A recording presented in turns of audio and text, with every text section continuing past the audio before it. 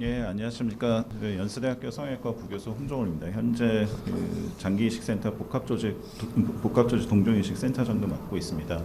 오늘 이 어려운 자리에 많은 분들 토요일 날 참석해 주시고 또 온라인으로 참여해 주셔서 감사합니다. 저희가 수부이식한 지 이제 1년이 되어 가고 있는데요. 다행히 여러 선생님들이 많이 도와주시고 또 환자분들께서 많이 협조를 해 주셔 갖고요. 그래서 아직까지는 결과가 괜찮은 상태입니다. 그래서 저희가 지금 시점에서는 저희가 이 수부이식이라든지 이런 부분에 대해서 좀 한번 좀 저희 경험을 좀 공유를 하고 그다음에 앞으로의 이제 숙제라든지 이런 것들을 해야 되는 좀 자리가 좀 될 필요가 있다고 생각을 해서요. 저희가 준비를 했습니다. 그래서 세션 1은 저희가 했던 경험, 그다음에 세션 2는 앞으로 이제 안면 이식이라든지 자궁 이식이라든지 여러 분야들이 있는데 이거에 대한 것들에 대해서 해외적으로는 되고 있는데 이런 것들에 대해서 저희가 한번 좀 복기를 해볼 필요가 있고 또 제도적으로 또 해결해야 되는 부분도 있지만은 또 동시에 제도에서 염려하는 부분들도 분명히 있는 부분이거든요. 그래서 3부에서는 그걸 다뤄보고 또 이런 것들을 해결하기 위해서는 기초 연구도 중요하기 때문에 4부에서는 이렇게 해서 준비를 하게 되었습니다. 그래서 저희가 세션 1을 시작을 하겠습니다. 그래서 저희가 세션 1은 이제 좌장 선생님 잠깐 소개를 시켜드리겠습니다. 그래서 김명수 이식외과 교수님이시고요. 그래서 이 제도 준비하는 것과 저희가 수부이식하는데 실질적으로 굉장히 많이 도움을 주시고 관여를 해주셨었기 때문에 저희가 모셨고요. 그다음에 현재 세브란스 병원 외과 부장 하시면서 또 장기이식 센터장이십니다. 그리고 현재 대한이식학회 이사장이시고 또 개인적으로는 지금 IRB 제4위원회 위원장이시면서 제가 그 밑에서 위원으로 있으면서 많이 배우고 있습니다. 선생님 부탁드리겠습니다. 네, 만나서 반갑습니다. 일단 토요일 날 이른 시간에 많은 분들이 참석해 주실 거라고 기대하면서 오늘 심포지움을 시작하도록 하겠습니다. 제가 맡은 세션은 첫 번째 세션이라서 세브란스 병원 수부이식 경험에 대해서 공유하는 그런 보고하는 시간이 되겠습니다. 그래서 여러분들 잘 아시다시피 2018년도 8월 달에 처음으로 장기법에서 수부이식이 일단 허용이 됐습니다.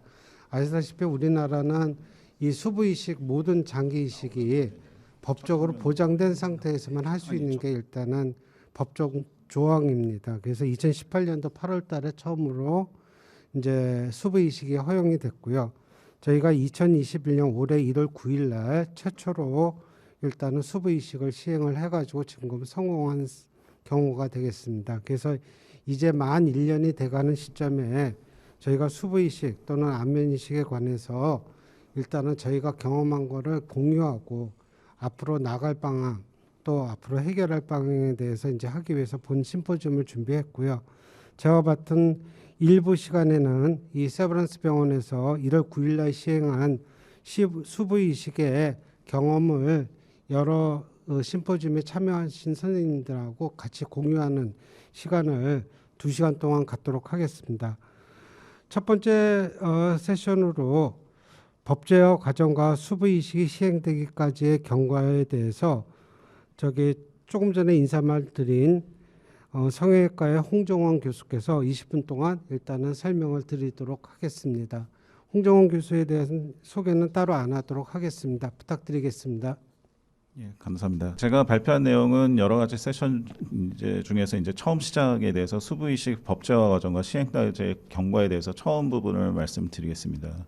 사실 법제화 과정에서 이제 수술 전이라든지 수술이라든지 수술 후 다 중요합니다. 근데 많은 분들이 이제 수술이 중요하다라고 생각들을 하시겠지만은 그건 뭐 당연히 중요한 거고 그 무조건 잘 돼야 되는 거고 정말 목숨 걸고 수술은 해야 되는 부분인 거고요. 근데 이제 그거는 이제 그날 수술하는 날 다 해결이 돼야 되는 부분인 거고 그렇지만 이제 다른 영역하고 틀리게 이제 수술 전이라든지 수술 후라든지 뭐냐면은 이제 그 제도에 합류하기 위해서는 기존 영역에 합류하기 위해서 그게 또 중요하고 그다음 수술 후는 이제 이식이라는 영역상 저희가 면역 억제제를 평생 써야 되는 게 언제든지 면역 거부 반응이 일어날 수가 있기 때문에 많은 분들이 뒤에 부분 수술에 중요를 하겠지만은 모든 부분에서 되게 중요하다는 걸 좀 말씀을 드리고 싶습니다. 그래서 이 전 과정이 이제 앞전자를 썼지만은 진짜 전쟁과 같은 과정이었었고요. 뭐 가령 뭐냐면은 저희가 운전을 할 수 있는 거가 차를 다 몬다고 하더라도 새로운 차를 몰려고 하는데 그 차주인이 열쇠를 주지 않으면은 운전대에 앉을 수가 없잖아요. 그래서 그런 부분도 굉장히 중요하고,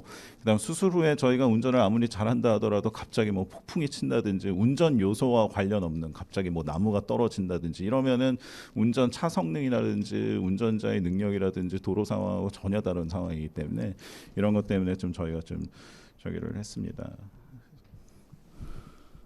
요거 그냥 제가 다음 하면 다음으로 넘어 주시겠어요? 다음. 그래서 저희 세브란스 이식팀은 지금 저와 최윤락 교수님, 주동재 선생님, 그다음 장기이식 센터 같은 경우 이제 코디네이터 선생님들이 굉장히 애를 많이 쓰셨고요. 그다음에 간호팀하고 그다음에 마취통증의학과, 그다음에 외래간호팀도 성형외과, 정형외과 이제 왜냐하면 이제 주동재 선생님, 최윤락 선생님 또 바쁜 외래 또 바로 들어가고 이런 것들이 바로바로 돼야 되기 때문에 그래서 저희가 굉장히 중요했었고요. 그다음에 또 한 가지는 대한수부외과 학회 파리식위원회가 마침 2017년도에 생기면서 그 전부터 파리식 연구회로 공부 모임이 있었었는데 이때 회장님이신 은석찬 교수님하고 박지훈 선생님 굉장히 많이 애쓰셨고요. 이때 공부했던 것들이 나중에 법제 과정에서 굉장히 많은 도움이 됐었습니다. 근데 이제 이렇게 시작을 할 때 저희가 조금 좀 어려웠던 부분이 뭐냐면은 2010년도에 제가 이제 펠로 마치고 임상조 교수 됐을 때 많은 것들을 공부하고 나서 이제 수부이식, 안면이식 이런 거를 얘기를 했더니 이제 기존 영역에서 사후경직 때문에 팔을 벌리고 수술할 수 없다 이런 얘기가 들었을 때 이거 뭐지? 그래서 굉장히 좀 당황스러웠던 부분들이 있습니다. 그래서 결론은 뭐냐면은 이럴 수도 있고 저럴 수도 있고 여러 가지가 있는데 이식 절차에 대한 것들이 굉장히 우리가 좀 모르고 있었구나. 그래서 제가 봤을 때는 안면이식, 수부이식을 공부하는 거 외에 기존 영역에서 어떻게 되어 있는지에 대한 그 공부의 필요성을 좀 느끼게 됐고요. 그다음에 여러 가지 상황이 있겠지만은 바이탈 organ이 중요하기 때문에 키드니까지 다 한 다음에 이거는 뭐 딱 요 말뿐만이 아니라 이식 영역에서는 또 재건을 잘 이해를 못 하시니까 이 부분을 또 설득을 해야 되는 부분들이 또 있겠구나. 그다음 또 하나는 이제 수부 기증자가 생겼다. 뭐 그냥 하면 되는 거 아니야? 그래서 이 절차에 대해서 또 잘 모르셔 갖고 또 되게 애먹는 경우들이 있어 갖고 이 또 재건 영역에서는 이식의 과정을 설명을 드려야겠다. 그래서 이 세 가지 포인트가 제가 이 준비를 하면서 이게 좀 서로 간에 다 이해를 시키고 공부를 더 해야 된다는 거를 좀 알게 됐습니다. 그래서 안면이식, 수부이식에 대한 관심은 사실 제가 이게 2007년도에 제가 펠로우 때까지는 뉴잉글랜드 저널 오브 메디슨을 봤는데 그때 이제 책 속에서 핸드 트랜스플란테이션이 좀 얘기가 나오면서 이거는 도대체 뭘까? 그러면서 이제 당시 이제 제가 대학원 강의에 지금 좌장으로 맡아주신 김명수 교수님께서 그 소장 이식하면서 복부 이식 같이 마침 말씀을 하셨을 때 딱 비슷한 시기였는데 이건 또 뭐지? 하면서 이제 그때부터 찾아보면서 관심을 갖게 되었고요. 그때 그 다음에 이제 제가 이 미국의 이제 이식 학회가 처음, 그러니까 재건 쪽 안면 이식, 수부 이식 학회가 맨 처음 생겼을 때가 이제 펠로우 때인데 이때 제가 탁관철 교수님 당시 주임 과장님한테 말씀드려서 이제 참석을 할 수 있었습니다. 그래서 이때 보면은 처음 참석임에도 불구하고 지금 저희 세션에서 하는 것들을 이틀 동안 6시부터 시작을 하는데 사람 꽉 찼고 그런 뭐 톨러런스라든지 이런 거에 대해서도 정말 빽빽하게 이틀 동안에 이제 좀 굉장히 좀 놀랬던 학회였었고요. 그러면서 공부를 좀 많이 했었고 다시 탁관철 선생님한테 말씀드려서 이제 UPMC에 저희 4년차가 파견이 나갔었는데 그때 이제 이분이 지금 수부이식 굉장히 많이 하신 선생님이고 연구도 되게 많이 하신 선생님한테 이제 가서 좀 배울 수 있었고 그때 이제 같이 와 있던 오스트리아 의사인데 그 양손 이식하고 지금 작년에 20년 경험을 발표했는데 이분하고도 그 아까 핸드 트랜스플란테이션 책 갖고 굉장히 많은 좀 디스커션을 좀 하고 좀 되게 도움을 많이 받고 공부할 수 있는 시간이었었습니다. 그래서 아까도 말씀드렸지만은 이제 결국은 이 새로운 영역에 대한 이해들이 굉장히 좀 떨어졌기 때문에 제가 이식 진화라도 표현을 했던 이유는 뭐냐면은 발전보다도 발전은 발전이지만 이 진화라는 게 뭐냐면은 하나 가서 또 고치고 또 새롭게 하고 이 프로세스를 전혀 몰라갖고는 이게 이 새로운 영역에 끼어들기가 쉽지 않을 거라는 생각을 했고 이 굉장히 정교하게 잘 진화된 그 사회 제도라고 저는 좀 생각을 합니다. 그리고 또 한 가지는 이제 재건 쪽에서는 이제 성형외과 쪽에 쪽에서 가다 보니까 성형하면 미용, 미용을 죽은 사람 갖고 해? 뭐 이런 좀 오해를 갖고 있으셨던 부분도 있어서 이 부분에 대해서도 좀 제가 좀 노력을 하려고 했었고요. 그다음 제도적으로는 이 세 가지 기관이 이제 좀 맞물려 있는데 보건복지부에서는 야 법이 제일 맨 마지막이니까 뭐라도 허가를 받아 갖고 오거나 환자를 데리고 오면 우리가 그 다음에 좀 논의를 해보겠다.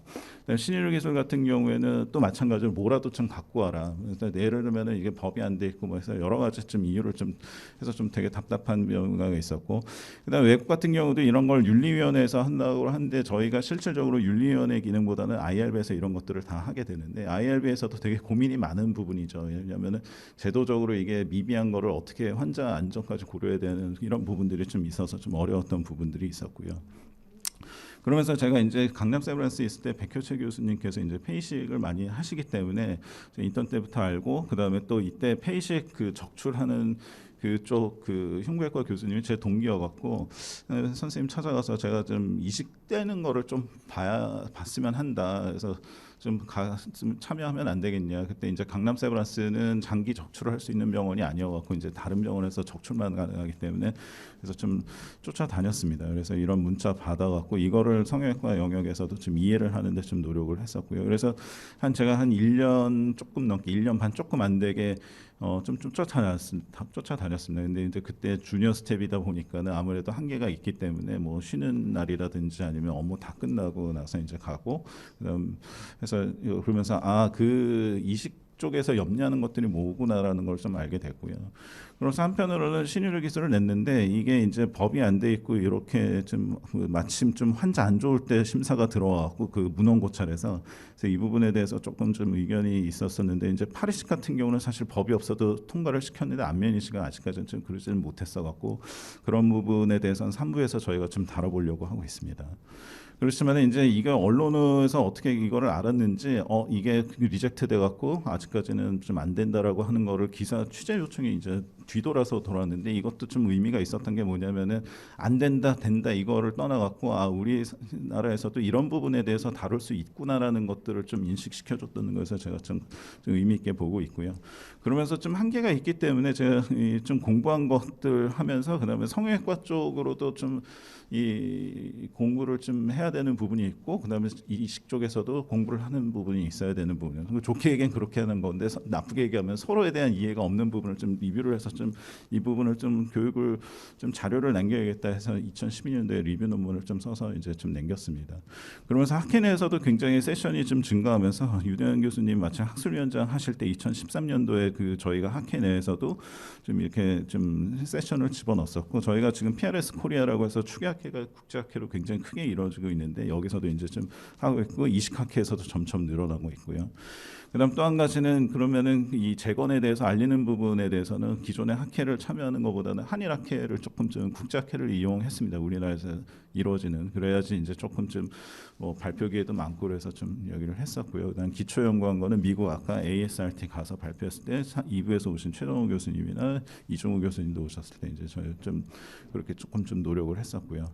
그다음에 또 한 가지는 이식 시간에 대한 분석을 그 좀 2012년도에도 하고 그다음에 2019년도에 했습니다. 이거 왜 했냐면은 저희가 이 절차에 대한 공부도 좀 필요했지만은 또 한 가지는 다른 장기 이식과는 틀리게 이거는 직접 그 의사가 가서 정말 확인을 해봐야 되기 때문에 물리적인 시간이 진짜 얼마만큼 필요한지에 대해서 좀 공부를 하면서 이제 좀 이 절차에 대해서 성형외과 영역에서도 좀 교육을 좀 필요하다라는 생각에서 논문으로 좀 작성을 했었던 거고요. 그래서 다행스럽게도 이게 지금 펌메드에도 검색이 되고 다행히 이거를 좀 잘 봐주셔서 이제 작년에 과기총 우수 논문으로도 됐었습니다. 그러면서도 이제 이식학회에서도 우상현 선생님 4년 전에 처음 이제 수부 이식 해주신 선생님 하셨던 선생님이 모셔다가 이런 부분에 대해서도 학회 내에서도 또 관심을 가져주셨었고요. 그 다음에 이제 법제가 됐는데 W병원 영남대 같이 이제 영남대 W병원에서 2017년도에 시행을 했죠. 그래서 그 다음부터는 굉장히 좀 법제화가 확 됐습니다. 근데 이제 그 7년 동안에 제가 주니어 스텝으로서의 한계라든지 성형외과 영역에서의 한계라든지 한계라든지 이식 영역에서의 한계는 굉장히 많이 부딪혀갖고 조금 좀 힘든 시기였었는데 그래도 그때 아까 얘기했던 파리식 위원회라든지 파리식 연구에서 공부를 많이 했기 때문에 이런 법제화 과정이 왔을 때 바로바로 좀 대응할 수 있어서 좀 유효했던 것 같습니다. 그래서 이때 이제 제일 중요했던 게 이제 다장기 적출 순서에 대해서 세부 지침이 있었었는데 그때 1차 회의 때 이제 박지훈 교수님이랑 성형외과용에서 저랑 이제 들어왔었고, 근데 당시에 이제 지금 좌장이셨던 이식학회 김영수 교수님께서 많이 도와주시고 그때 이제 조원현 그 장기기증원의 조원현 원장님하고 특히 이제 서울성모의 김영수 코디네이터 선생님께서 많이 이제 조율을 해주시고 저희가 했던 것들을 되게 많이 이해를 해주셔갖고 굉장히 좀 합리적으로 좀 바뀌었습니다. 그래서 저희 공부했던 거에서 이제 그 전에 이제 쫓아다녔던 거를 이제 믹스해갖고 말씀하실 때 이해를 구하고 또 설득하고 또 말씀하시는 거에 대해서 우리가 놓쳤던 것도 받아들이고 이렇게 해서 좀 좋은 결과를 얻었었고요. 그러면서 또 한 가지는 이게 우리가 준비해갖고 하는 것보다도 위에서부터 내려오는 게 가장 중요한 방법일 것 같고, 그래서 저희가 이제 유대현 선생님하고 안면이식 그 시뮬레이션 서저리 했던 부분을 바탕으로 해서 안면이식 심포지엄을 4년 전에 이 자리에서 제도적인 거, 실질적인 거 이렇게 해서 좀 했었습니다. 이거는 나중에 배구열 교수께서 2부에서 발표를 해주실 겁니다. 그리고 또 한 가지는 이제 저희도 많이 이제 들어가면서 이 코다에서 하는 거에서 유명한 분들을 굉장히 많이 모셨는데 이분이 닥터 지미노프가 안면이식 리어 토탈 최초로 하신 분인데 이분이 IRB라든지 제도적인 거에 대해서 굉장히 논문도 많이 쓰셨던 분이시거든요. 그래서 이분을 모셔다가 저희 기관에서도 좀 발표를 좀 들었고, 왜냐하면은 제가 얘기하는 거보다도 이제 권위 있는 분들이 얘기하는 게 맞고, 그다음에 이분이 개인적으로도 저한테 되게 많이 좀 도움을 주셨기 때문에 인커리지도 되게 많이 시켜주셔서 사실 안면이식을 했지만 이분 보드는 정형외과 보드입니다. 그래서 미세 수술을 하면서 이제 하셨었고, 그다음에 아까 UPMC에 있던 그 앤드류 리 선생님이 마침 저희가 굉장히 큰 이제 미세 재건학회인데 이때 오셨을 때도 저희 기관에서 이제 모셔다가 또 좋은 얘기를 들었었고요. 그래서 법제화 후 수부이식이 됐을 때 마침 그 전에 그 ATW가 그 이식학회도 이제 국제화해서 ATW에서 이제 작년 할 때 마침 저도 이제 여러 가지 좀 발표 기초라든지 이런 거를 했었었고요. 근데 전화를 이제 이게 수부이식을 할 때 마침 금요일 날 오후에 정경호 선생님이 한 4시쯤 전화기 주셔갖고 근데 되게 좀 촉박했습니다. 왜냐면은 다 끝나가는 시간인 거고, 그다음에 의수를 만들려고 했을 때도 이 연락되는 데를 겨우 찾았었고, 그러면서 이제 여러 가지 이제 조율하고 또 코로나 때문에 또 입원이 힘들고 막 이런 시기였었는데, 그리고 또 제가 그냥 이해하는 거랑 이 실제적으로 하는 걸 잘 모르기 때문에 또 정경호 선생님이 또 가르쳐 주시면서 하시고 또 외래 간호사 퇴근 못해서 막 조율하고 또 최윤락 교수 연락하고 뭐 이런 식으로 해서 좀 저희가 좀 진행을 했었는데, 이게 시간이 하루 종일 전화를 저녁 때까지 했지만은 이게 그냥 이거 하고가 아니라 그래도 좀 준비했던 것들이 있으니까 바로바로 되었던 것 같습니다. 그리고 카데바 시뮬레이션도 저희가 굉장히 좀 많이 했는데 최윤락수 교수랑도 같이 하고, 뭐 이게 저희가 카데바가 돈이 다 항상 있는 부분이 아니기 때문에 뭐 이렇게 좀 여러 가지 뭐 좀 남는 것도 하고 했습니다. 이거는 나중에 최윤락 교수님이 발표를 해주실 거고요. 레퍼런스 핸드로는 뭐 여러 가지가 있겠지만은 제가 보고 결정을 해야 되니까 제 팔을 이용해서 하고, 도너도 마찬가지고, 특별동에서는 뭐 솔직하게 밝히면서 했고, 사실 저희가 카데바를 하려고 했었던 시뮬레이션 프로토콜을 이미 만들어 놨었는데 이게 마침 코로나 때문에 연기되고 했었는데, 수술팀도 이제 최윤락 교수님이랑 저랑 다 맞춰봤던 사람들로 일단 카데바 시뮬레이션을 하려고 했던 거가 연기되고 취소됐었는데, 그러고 나서 바로 이제 수부이식이 되면서 그 프로토콜 그대로 쓰게 됐어서 좀 굉장히 도움이 많이 됐고요. 그래서 이 아산병원에서도 왼쪽 사진 위에서 이제 같이 할 수 있는 게 이제 그 적출 순서에서 합의가 됐던 부분이고, 아산병원 외과팀에서도 굉장히 많이 도와주셨고요. 오른쪽은 이제 최윤락 교수님이 수부이식하는 장면이고, 수술 간략 동영상 설명드리겠습니다. 먼저 수술 좀 확인을 하고요. 그다음에 드랩을 하고, 그다음 피부 피판과 피부 신경, 혈관, 그다음에 근육 이런 순차적으로 박리를 하게 됩니다. 수혜자 팔과 고교자 팔을 이제 오면서 다 같이 하게 되는데, 이때 정형외과, 성형외과 이제 번갈아 가면서 같이 하게 되고요. 그다음 박리가 끝나고 나서 이제 본 픽세이션을 시작을 합니다. 그래서 익스텐서 텐던까지 이제 봉합을 하는데, 이때는 이제 정형외과 최윤락 교수님이 수고를 해주셨고요. 이후에 첫 혈관 4개를 이제 연결을 하는데, 때 연결되고 나서 수혜자 피가 기증자 손으로 가게 될 때 이제 굉장히 좀 감격스러운 순간이고요. 그다음에 나머지 이제 플렉스 텐던을 정형외과 최일락 교수님이 다시 들어오셔서 마무리를 해주시고, 그다음에 이제 플렉스 텐던 끝나면서 이제 식령까지 최일락 교수님이 마무리해 주셔서 굉장히 수고를 덜었고요. 그다음 저희가 다시 들어가서 나머지 4개 혈관은 있습니다.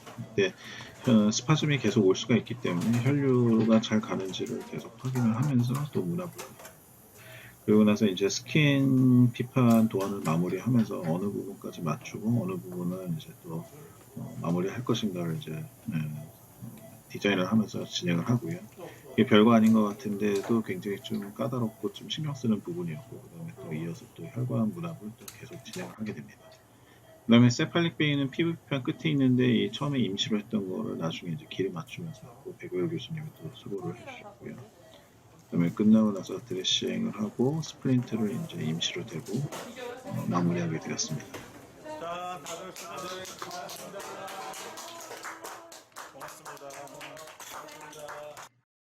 그래서 저희가 환자랑 수술팀이랑 코디네이터 선생님이랑 같이 저희가 또 협력해서 할 수가 있었었고요.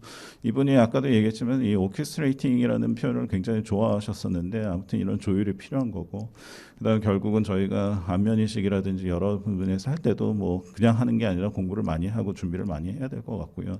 올해 또 영광스럽게도 이식학회에서 아까 얘기했던 ATW 1년 만에 발표를 하시면은 이번에는 핸드 트랜스플란테이션에서 좀 의견을 드릴 수 있는 기회를 주셔서 감사드립니다. 그래서 여러 가지 허들은 있겠지만은 저희가 기독교 기관이긴 하지만은 마음속에 이제 부처님 보살님을 갖고 계속 꾸준히 가면은 할 수 있을 거라고 생각을 하고, 어쨌든 간에 이렇게 해서 협력해서 감사드립니다.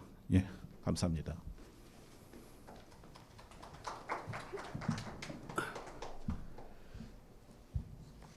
예, 수고하셨습니다.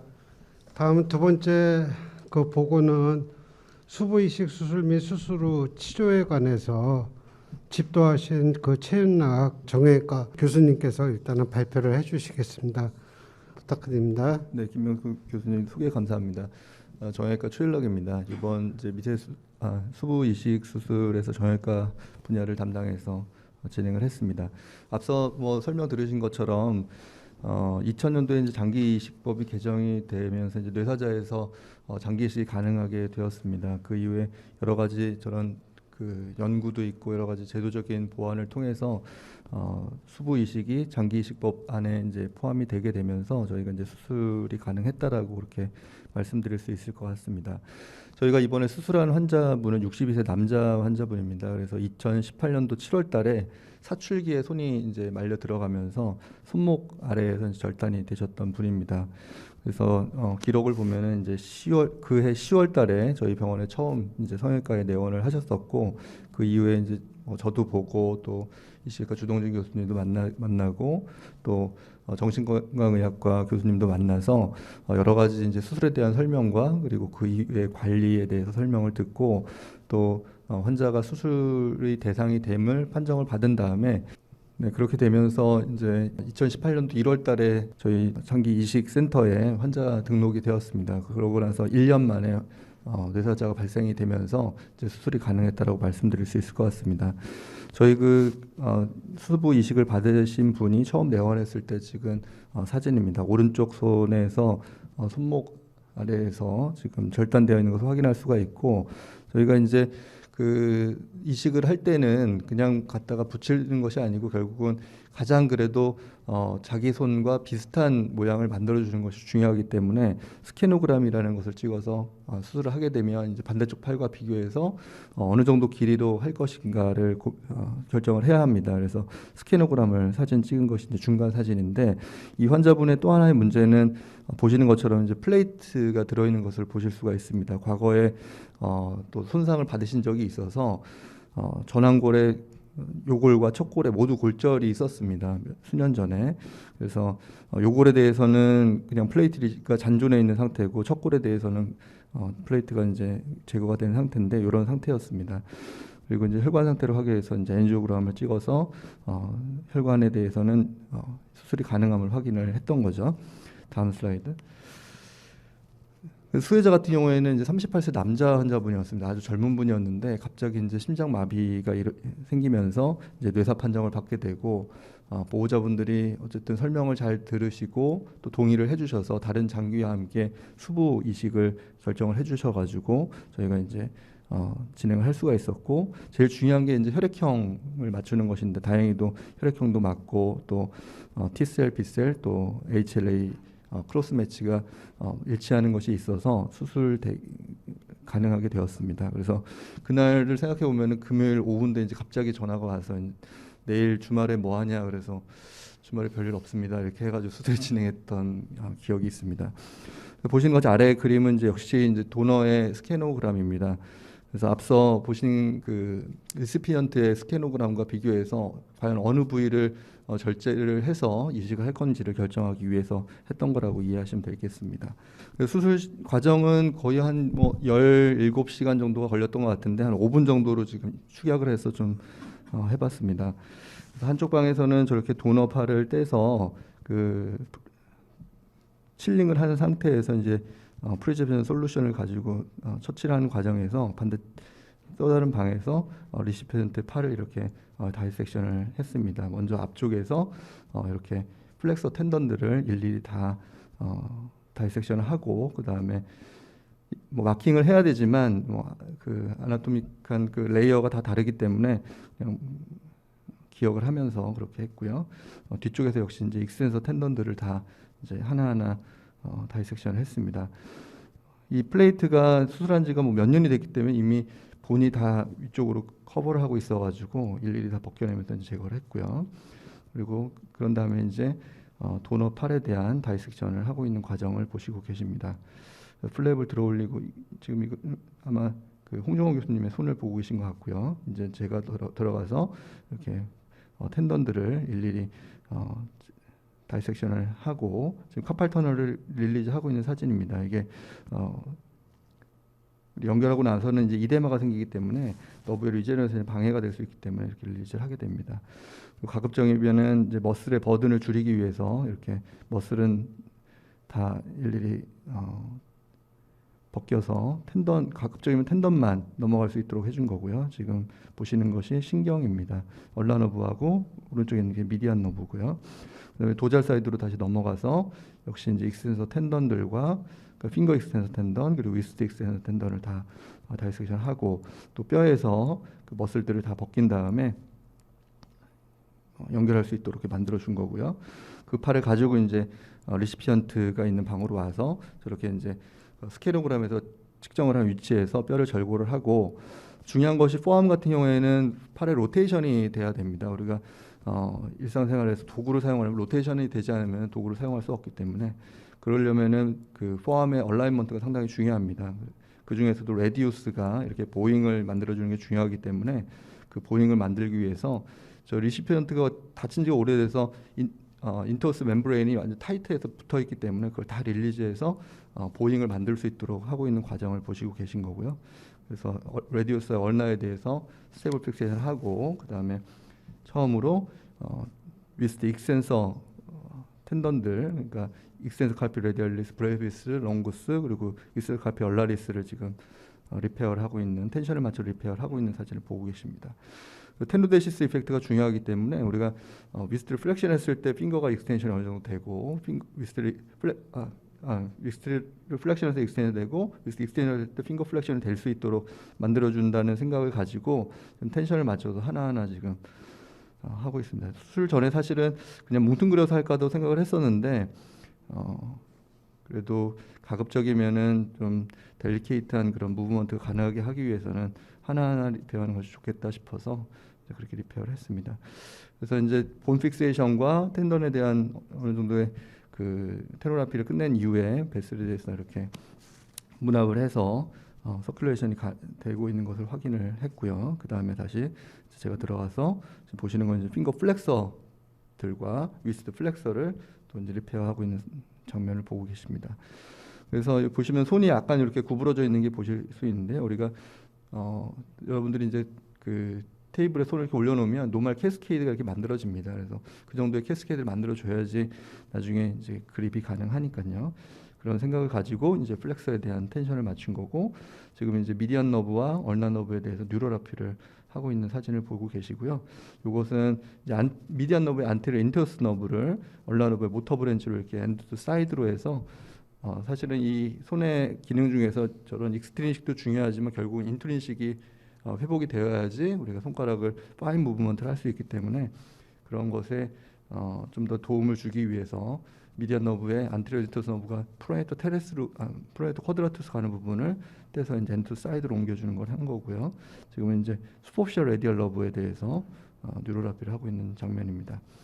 그런 다음에 이제 다시 이제 홍종훈 교수님 들어오셔가지고 이렇게 아테리 문합을 하고 플랩에 대해서 클로즈를 하면서 이제 수술을 마치게 됐습니다. 이렇게 하고 나니까 한 오전 8시, 7시, 8시 그 정도 됐던 기억이 납니다. 그 다음에 이 환자가 왔을 때는 주말에 오면 가능할 것 같은데 주중에는 좀 어렵지 않을까 그런 생각이 조금 듭니다. 이런 경우가 있을 때. 앞서 이제 홍정훈 교수님 보여주신 것처럼 이제 도너에 대해서는 의수를 맞춰줬고요. 수술 직후의 사진입니다. 보시면은 그 포암의 보잉이 레디우스의 보잉이 잘 유지가 된 것을 확인할 수가 있습니다. 이렇게 되어야지 나중에 로테이션이 된다고 이해하시면 될 것 같고요. 서큘레이션 잘 되는 거 보고 수 있고 펄스 옥시메터를 이용해서 이제 ICU에 가셨을 때 손에 대한 모니터링을 같이 시행을 했습니다.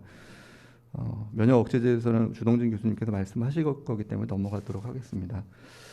수술 이후에는 사실 장기간에 걸쳐서의 재활은 우리 재활의학과 이상철 교수님께서 많이 도움을 주셔가지고 했지만은 수술 직후에 그 어떤 이모빌라이제이션이라든가 아니면 그 어떤 그 컨트랙처의 예방이라든가 이런 것들은 수술 직후부터 중요하기 때문에 이전에 나와 있던 프로토콜을 이용해서 했습니다. 3주까지는 이제 이데마 컨트롤이 아주 중요합니다. 손에서는 이데마가 오래 지속되면 이제 파이브로시스가 생기기 때문에 손의 무브먼트가 되지가 않습니다. 그래서 이데마 컨트롤 열심히 잘 해주고 패시브 무브먼트 엑서사이즈 하면서 이제 스태틱 스플린팅을 하게 됩니다. 그 중에서도 손이라는 것이 그냥 두면은 약간 이렇게 그 인트린식 마이너스 포지션으로 굳게 되어 있기 때문에 그걸 예방하기 위해서 우리가 이렇게 인트린식 플러스 포지션을 만들어주는 그런 브레이스를 맞춰서 3주 정도는 유지하면서 패시브 모션을 시키고 이데마 컨트롤을 했다고 이해하시면 될 것 같고 3주 이후부터는 액티브 어시스트 레인지 모션 엑서사이즈를 시작을 했습니다. 수술 직후에 좀 헤마토마가 있어서 한번 좀 제거한 경우가 있었고요. 그래서 3주째 찍은 엑스레이고 이런 식으로 이제 우리가 클로우 핸들을 방지하는 이렇게 인트린식 플러스 포지션을 하면서 다이나믹 스플린트의 개념을 이용해서 이렇게 하는 엑서사이즈를 3주째부터 시작을 했습니다.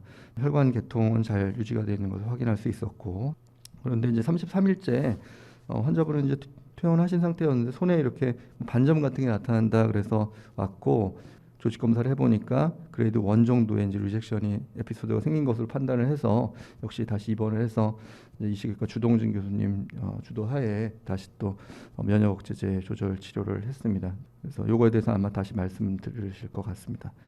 다행히도 그 리졸루션이 잘 돼가지고 환자는 퇴원해서 또 좀 더 이제 적극적인 재활을 할 수가 있었고 그 이후의 재활은 이제 우리 재활의학과 교수님들께서 많이 치료실과 도움을 주셨습니다. 2개월째 찍은 엑스레이고요. 그래서 이런 식으로 이제 2개월째부터 우리가 지금 익스트린식은 다 연결을 해놓은 거기 때문에 저런 큰 관절, 우리 MP 조인트 정도는 이제 움직일 수가 있습니다. 그렇지만은 인트린식이 돌아와야지 더 좋아지겠죠. 근데 이 환자분은 조금 그 사실 뇌사자의 팔을 이용을 한 건데 저기 보시면 썸에 MP 조인트가 약간 베루스 디포미티, 그러니까 외반증이 있는 것을 확인할 수가 있습니다. 그래서 아마도 그 도너가 넘어질 때 손이 땅에 닿으면서 MP 조인트에서 레디얼 코라테럴 리가멘트가 다쳤던 게 아닌가 이런 생각이 좀 듭니다. 어쨌든 뭐 이 상태에서 할 수 있는 게 없기 때문에 계속 이렇게 재활하면서 지켜봤던 거고요. 네, 다음. 그래서 그 이후에 이제 다시 퇴원하신 이후에는 환자분이 집에서 이제 이렇게 엑서사이즈도 열심히 하시고 또 저한테 이제 동영상 찍어서 보내주신 건데 이제 자기 팔을 이제 어떻게 3개월 됐는데 사용하고 있는지를 이제 찍어서 보여주신 겁니다. 그래서 운전을 많이 하시는데 그 전에는 왼손만 가지고 했었기 때문에 많이 이제 불편했었다고 말씀하셨는데 오른손이 도움을 좀 받으니까 저렇게 뭐 기아도 옮길 수가 있고 뭐 사이드 브레이크도 좀 이렇게 하실 수가 있고, 운전하실 때도 도움을 받고, 또 장을 볼 때도 예전에는 누구의 도움이 있어야지 장을 볼 수가 있었다고 이야기를 하셨었는데, 이제는 혼자 저렇게 다니시면서 장바구니 한 손으로 들 수가 있으니까 물건을 일일이 채우시면서 장을 볼 수 있어서 좀 독립적인 생활이 가능하시게 되었다, 그렇게 말씀을 해주셨습니다. 그래서 이제 4개월째 또 외래 오셨을 때 동영상을 보여주시면은 이제는 조금 더 좋아지셔가지고 힘도 좀 생겨서 문을 여닫을 수가 있고, 그리고 본인 이름을 이 오른손으로 써본 지가 참 오래됐는데 다시 이름을 이렇게 쓸 수 있게 돼서 감사하다, 그런 얘기를 해주셨고, 이제 큰 물건 정도는 들어서 옮길 수 있는 정도의 힘이 생겼다고 말씀을 해주셨습니다. 네, 그래서 저희가 이제 신경을 연결을 해놨기 때문에 신경의 재생이 조금씩 일어나고 있습니다. 그래서 지금 단계에서 손에 감각을 느낄 수가 있어서, 우선은 우리가 프로텍티브 센세이션이 상당히 중요합니다. 손에서는 많이 쓰기 때문에 감각이 없으면은 쉽게 상처가 나고 다칠 수가 있고, 특히 이런 분들에서는 면역 반응을 자꾸 일어나면 또 리젝션 에피소드가 생길 수가 있기 때문에, 그래서 지금은 손 끝 정도까지는 어느 정도의 감각은 돌아온 상태고, 손등에서도 이제 만지면 느낄 수 있다라고 얘기할 정도는 돌아왔습니다. 또 하나 저희가 수술하면서 느낀 것은, 처음에 사실 수술하기 전에는 이게 기능이 잘 하지 못하고 그렇게 좀 주먹 쥐는 거 정도가 되고 저렇게 어떤 큰 물건 정도 하는 게 그 기능을 과연 제가 생각할 때는 이걸 성공으로 봐야 될 것이냐, 아니면 거기까지는 미치지 못한 것으로 봐야 될 것이냐 고민이 많았었는데, 이런 우리나라뿐만이 아니고 사실은 이렇게 자기의 사지를 하나를 잃었다는 것 자체가 그분한테는 그 팔의 기능 여부를 떠나서 상당한 상처로 다가오는 것이 많다는 생각을 했습니다. 그래서 그런 운동 기능 회복 뭐 이런 것도 중요하지만, 이제 자기가 없던 것이 생기면서 다시 내가 원피스 하나의 온전한 존재가 됐다라는 그런 느낌을 갖게 해주는 것, 그것 자체로도 성공이라고 봐야 되지 않을까 하는 생각을 지금은 하고 있습니다.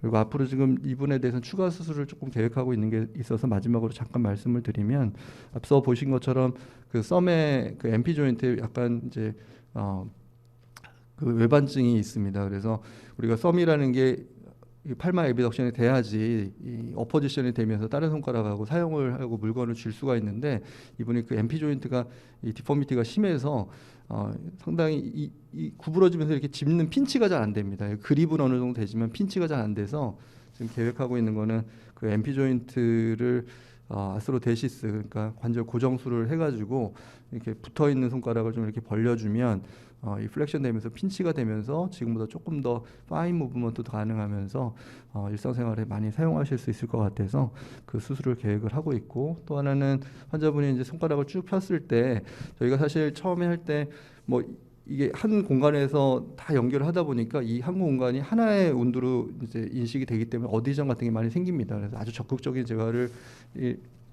되지 못하거나, 아니면 이분같이 예전에 그쪽에 과거에 또 트라우마가 있었기 때문에 이런 어디전 같은 게 많이 있어가지고 핑거 익스텐션이 풀로 안 되기 때문에 이게 팜이 완전히 플랫하게 되지가 않아서 어디 이렇게 대고 그랬을 때 약간 이제 끝부분이 구부러져 있는 그런 거 가지고 불편함을 호소하셔가지고, 하는 김에 그 플렉서 텐던에 대한 테놀라이시를 통해 가지고 약간 좀 핑거가 좀 더 자연스럽게 좀 펴질 수 있도록 도움을 드리려고 합니다. 그리고 미용적인 목적으로는 이제 스킨에 여분이 좀 있는 부분이, 플랩에 여분이 있는 부분이 있어서 그분에 대해서 디벌킹 프로시저를 좀 같이 해주면은 미용적으로도 좀 더 만족스럽게 할 수 있지 않을까라고 생각을 하고 있습니다. 네, 다음, 네, 여기까지가 제가 준비한 내용입니다. 경청해 주셔서 감사합니다. 네, 수고 많으셨습니다. 무지 어려운 과정을 잘 마무리 지신 것 같고요.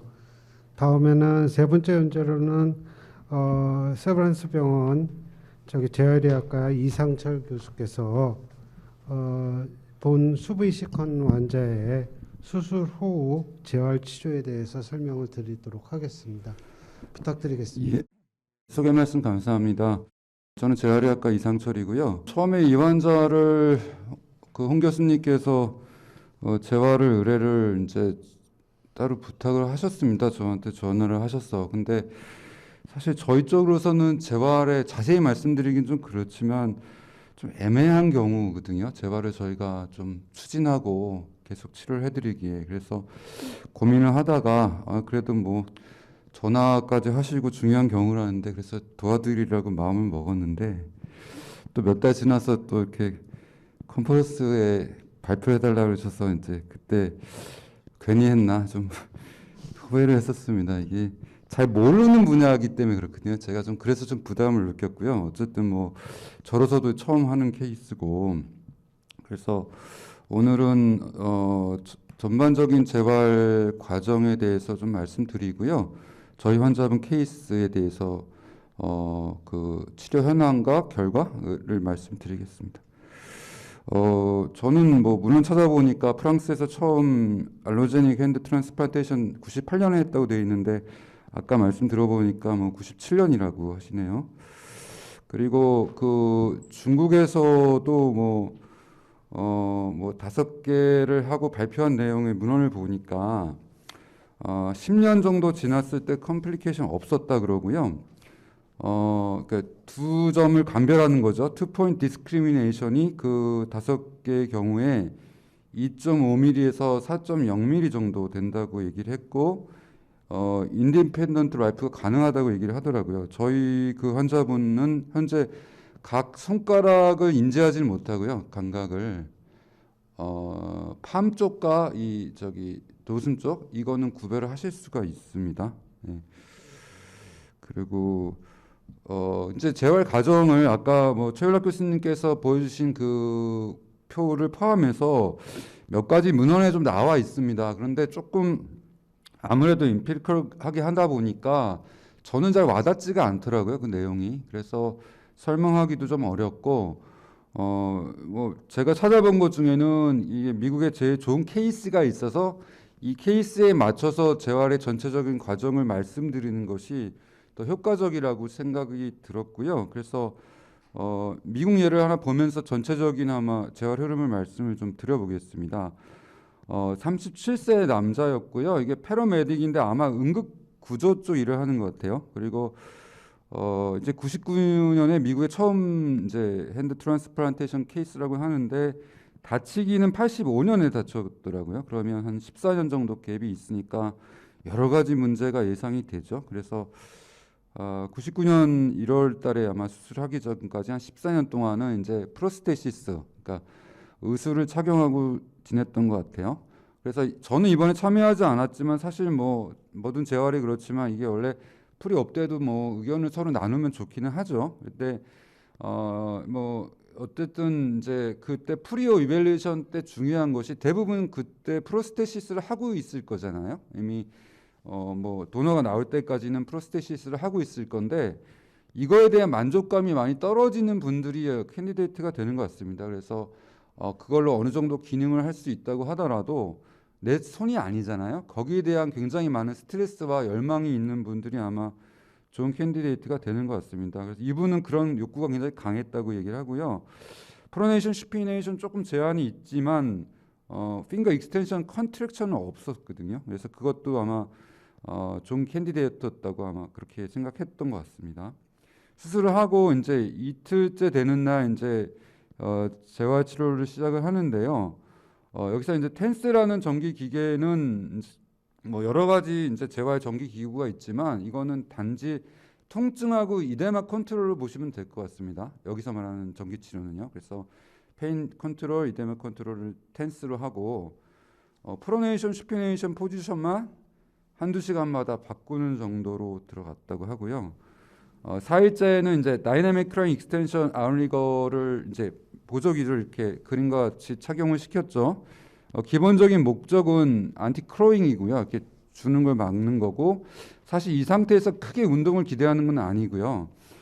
이때 이제 그 인트루시브 머슬 쪽의 이노베이션이 나중에 기대하는 것만큼 잘할 때까지는 이제 이 보조기를 쓰는 걸로 이제 생각을 했고 운동은 이제 아이소모트릭 엑서사이즈 정도로 시행했습니다. 그러니까 뭐 아시는 분도 계시지만 아이소모트릭은 관절의 움직임은 주지 않고 그냥 그 상태에서 힘만 주는 운동이거든요. 그래서 좀 약한 강도로 이때부터 시작을 했고요.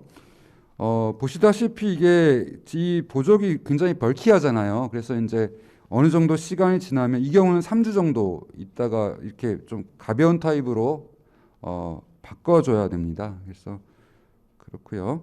6일째 됐을 때는 전반적인 레인지 오브 모션 엑서사이즈를 들어갑니다. 그래서 여기 뭐 액티브 어시스트란 말은 액티브는 본인이 하는 거를 얘기하는 거고요. 액티브 어시스트는 본인은 여기까지 하면 나머지는 치료사가 도와주는 그런 거죠. 패시브는 이제 아예 남이 해주는 거고.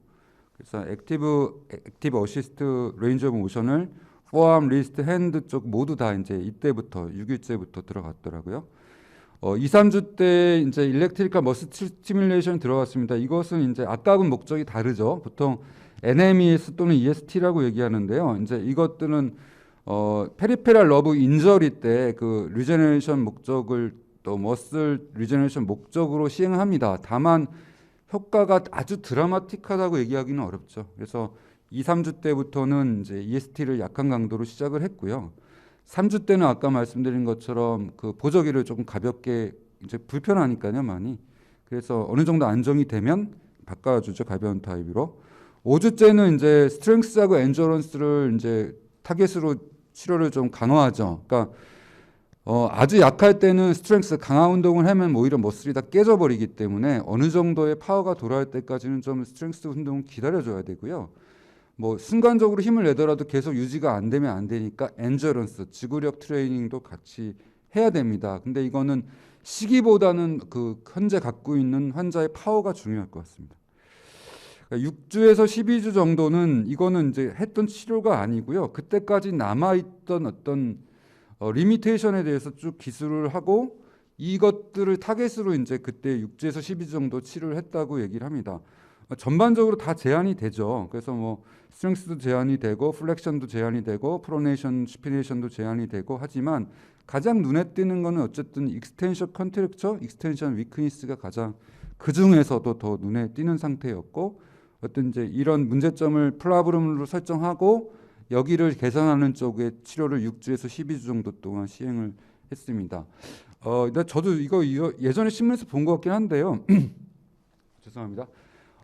그래서 이 환자가 이제 이벤트가 하나 생깁니다. 그래서 이게 99년에 그 미국 프로야구 메이저리그에서 그 시구죠. 그 개막식 시구를 담당하게 되고 이때부터 모든 이제 재활 치료가 그 시구를 잘하는 쪽에 골을 맞춰서 다 바뀝니다. 그러니까 처음엔 다시 던지지도 못하고 한 상태에서 또 던지려면 또 블럭해야 되는 부분도 많고 그래서 그때부터 이제 한 몇 주 동안에 계속 이것에 맞춰서 그 치료를 하고 이것이 환자한테도 굉장한 의미가 있었겠죠. 그래서 성공적으로 시구를 했다고 합니다.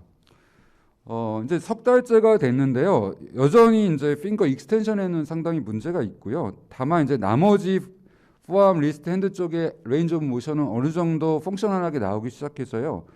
이거 다 보이지는 않으시겠지만 여기 쭉 적어놓은 것들은 예전에 못하던 거가 이제 가능해진 거죠. 뭐 간단하게 보이시는 쪽에 말씀드리면 뭐 글씨 쓰기도 그렇고 뭐 헤어 드라이어도 만질 수 있고 뭐 트레이도 들고 다닐 수 있고 요요도 이렇게 해볼 수 있고 신방끈도 멜 수가 있고 뭐 이런 것들이 이제 가능해졌습니다.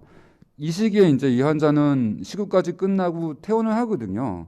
그래서 이제 한 달 더 뒤에 이제 자기 일로 복귀를 하고요. 그 뭐 응급구조 쪽에 아마 교육 문제를 다루는 것 같아요. 그래서 뭐 CPR 교육이라던가 뭐 이런 것들 어쨌든 직업에 이제 넉 달 뒤 복귀를 하고 이때부터는 이제 그 전까지 이번 때는 치료를 이제 3번씩 일주일 했다가 이제 또 계속 병원에 그렇게 나올 수가 없으니까 치료 횟수는 병원에서 슈퍼바이저에서 안에서 하는 치료는 좀 이제 횟수를 줄여가는 거죠. 1년이 된 시점에서 보면 뭐 그 프로네이션 조금 더 슈피네이션보다 제한이 있었고 플렉션 익스텐션 한 40도 45도 라디아에도 이제 이렇게 이런 포지션에서 그라비티를 이기고 한 10도 얼라도 10도 정도 이제 할 수가 있겠고요. 핑거 익스텐션 여전히 문제입니다만은 리스트하고 MP 조인트를 블럭한 상태에서는 이렇게 하면 이제 어느 정도 힘을 가져서 쓸 수 있을 정도까지는 다행히 됐다고 하고요. 그다음에 이제 핑거 플래셔근도 이제 디스탈 팔마 크리스까지 이제 목표를 갈 때 2cm 정도 가능해진 상태. 16개월이 됐을 때는 12개월에 비교해도 좀 더 좋아지는 양상이었다고 하네요. 그래서 프로네이션, 익스텐션 더 증가했고 그립 스트렝스도 6개월에는 5파운드, 1년 때 7.5파운드, 16개월에 10파운드 계속 증가되는 양상을 보였습니다. 저희 환자 케이스를 보죠. 이거? 네, 이거는 이제 리스트 블럭을 통해서 액티브 핑거 플렉션하고 리스트 플렉션 하는 모양이고요.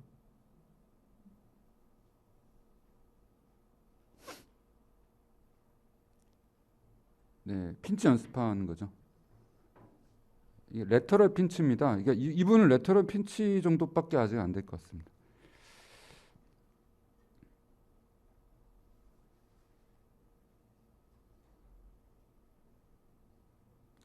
네, 이거 그립 스트렝스 이제 훈련하는 거죠.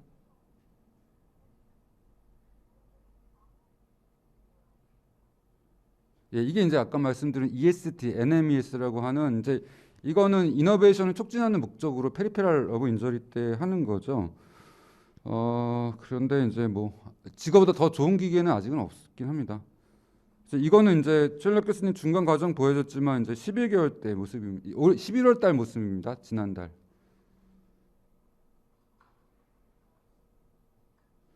그로스 모터를 보는 거고요. 잘하시죠? 예. 이게 이제 파인 모터 쪽을 보는 겁니다. 좀 작은 물질을 짚는 거. 잡는 모양이 이게 레터럴 핀치로 이렇게 잡죠. 이게 손가락 끝과 끝으로 잡을 수는 없으니까 지금.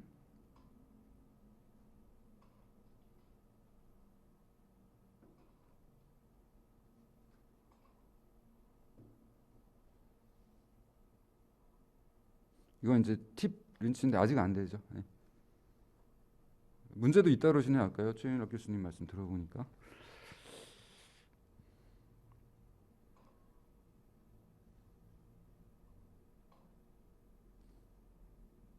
이것도 어느 정도의 레인지 오브 모션이 나와야지 할 수 있는 거고요.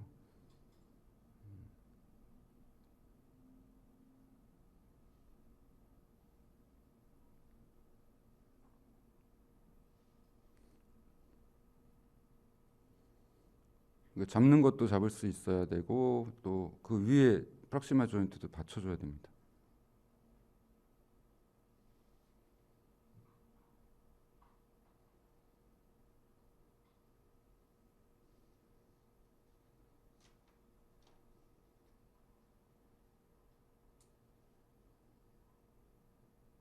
네, 이제 이거는 뭐 저기 스트레칭 뭐 레인지 오브 모션 엑서사이즈고요. 패시브.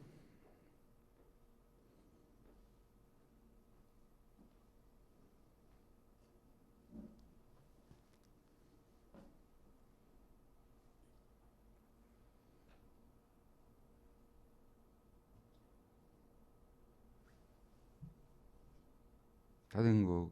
네. 그래서 결과를 보시면은요. 5월 13일, 8월 27일, 11월 19일 날 3번 시행을 했고요. 핌이라고 하는 것은 그 일상생활의 독립 정도입니다. 그 독립수행 정도고요. 나머지 다 하실 수 있더라고요. 그런데 이제 그 드레싱, 윗돌이 있고 아랫돌이 있는 것만 남의 도움이 약간 필요한 정도이고요. 이거는 처음부터 그러셨기 때문에 뭐 하여튼 일상생활 크게 문제 없으신 분이고 ROM은 뭐 계속 익스텐션은 조금씩 다 문제가 됩니다. 뭐 한마디로 말씀드리면 그 파워 핀치 파워도 보시면 뭐 처음에는 아예 안 나왔다가 5월 달에는 11월 19일에는 레터럴 핀치가 나오고요. 이렇게 말씀드린 아까 아시겠죠? 팁은 이제 손가락 끝으로 잡는 거고 레터럴 핀치는 한쪽을 이렇게 지금 그림처럼 잡는 거고 팔마 핀치는 이렇게 어떤 뭉뚱그려 잡는 거거든요. 그래서 그게 이제 가능해지 나온 게 좀 고무적일 것 같습니다. 11월 19일에 처음 보였고 파워도 계속 처음에 측정이 안 되다가 증가하죠. 그래서 정상치의 12.2% 정도의 그립 파워가 나오시고요. 박샘플러 이거는 이제 얼마만큼 아까 여러 그림에서 보셨지만 이제 정해진 시간 안에 몇 개를 옮기나인데요. 이것도 정상의 33.7%까지 올라가셨습니다. 근데 이것도 결국은 뭐 스피드를 보는 건데요. 뭐 잘 안 보이실 테니까 말씀드리면 5모터 영역은 좋아지고는 있고 현재는 노말의 한 1.8배 정도 시간이 더 걸리고요. 수행할 때.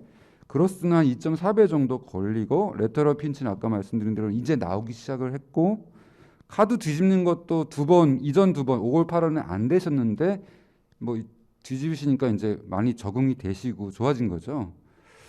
예, 그래서 뭐 말씀드린 것처럼 저도 사실은 잘 모르는 거를 열심히 하고 있는 거고요. 한 가지 좀 궁금하더라고요. 저희 쪽에 오랫동안 프로스테시스를 관여했던 과로서 이게 뭐 전기차, 수소차처럼 둘 다 갈 것 같긴 한데 어느 쪽이 더 될지 좀 궁금하고 저희 입장에서는 또 이렇게 핸드 트랜스플란테이션도 말씀 들어보고 경험해 보니까 예, 상당히 어려움은 있지만 저희 입장에서도 그만큼 의미 있는 일이겠구나 싶긴 합니다. 네, 감사합니다. 네. 예, 수고 많으셨습니다. 다음 연자를 소개시켜드리겠습니다. 다음 연자는 연세대학교 세브란스 병원 이식외과 교수로 재직 중인 주동진 교수입니다. 주동진 교수는 수부이식 영역에서 면역 억제제 치료 및 거부 반응에 대해서 일단은 발표를 해주시겠습니다. 주동진 교수 부탁드리겠습니다. 예, 소개 감사드립니다. 저는 면역 억제제를 담당하고 있는 이식외과의 주동진입니다. 네, 뭐 아마 기억하시는 분들도 있으시겠지만 600만 불의 사나이 제가 어릴 적에 참 좋아하던 주말 저녁마다 기다렸던 미드인데요. 이걸 보면서 이때 이제 스티브라는 사람이 불의의 사고를 당하고 팔과 다리를 인공으로 대체해서 엄청난 힘을 발휘하는 그런 주인공이 나오는 영화에서 저 어릴 때 꿈의 희망이었고 그 옆에 있는 소머즈 제 어릴 때 이상형이라 제가 더 좋아했었던 그런 영화입니다. 근데 이런 걸 이제 보면서 제가 컸는데 외과 레지던트를 하다 보니까 제가 그 외과 교과서죠. 세비스탄이라고 하는 교과서에 수부이식이라는 챕터가 있고 거기에 이런 사진들이 있어서 야, 이런 시절이 이제 왔구나. 야, 이런 걸 참 하면 재밌겠다라는 생각을 해보긴 했었습니다. 그렇지만 제가 그때 당시만 해도 이식외과라는 이식 영역에 몸을 담을 줄은 몰랐는데 아무튼 이런 일들에 어떻게든 제가 뭐 부분적으로나마 미약하고나마 참여할 수 있는 기회를 갖게 돼서 무척 감사하게 생각하고 그리고 이 자리를 빌어서 우리 홍정원 교수님 아까 첫 강의 때 말씀하셨지만 옆에서 그런 법제화 과정이나 이 시스테믹한 부분들을 하시는 걸 제가 옆에서 지켜보면서 참 고생 많으셨다고 다시 한번 그 노고에 치하를 드리고 싶습니다. 이제 본론으로 들어가면요. 사실 이제 장기 이식, 뭐 수부 이식도 마찬가지고 이식이라고 하는 거는 이거 제가 좋아하는 만화라서 항상 제가 들고 다니는 만화인데요. HLA라는 강을 사이에 두고 이식받은 장기 또는 조직과 그것을 지키고자 우리 몸의 호스트의 면역 체계로 인한 공격을 막고자 이식외과 또는 이렇게 우리 수부 이식하는 여러 선생님들이 그걸 막고자 노력하는 그 과정인데요. 그 과정에 어쩔 수 없이 쓰이는 무기들이 이제 면역 억제제입니다. 그 면역 억제제를 어떻게 잘 사용하느냐가 상당히 이식 환자에게서 중요한 결과를 낼 수 있는 또 지표이기 때문에 이런 것들을 우리가 잠깐 간단하게 소개를 시켜드리겠습니다. 제가 이식받기 전에 환자들한테 이 면역 반응, 거부 반응을 설명드릴 때 항상 하는 이야기인데요. 여러분들 뭐 장기 이식을 받을 때 왜 면역 억제제를 먹어야 되냐?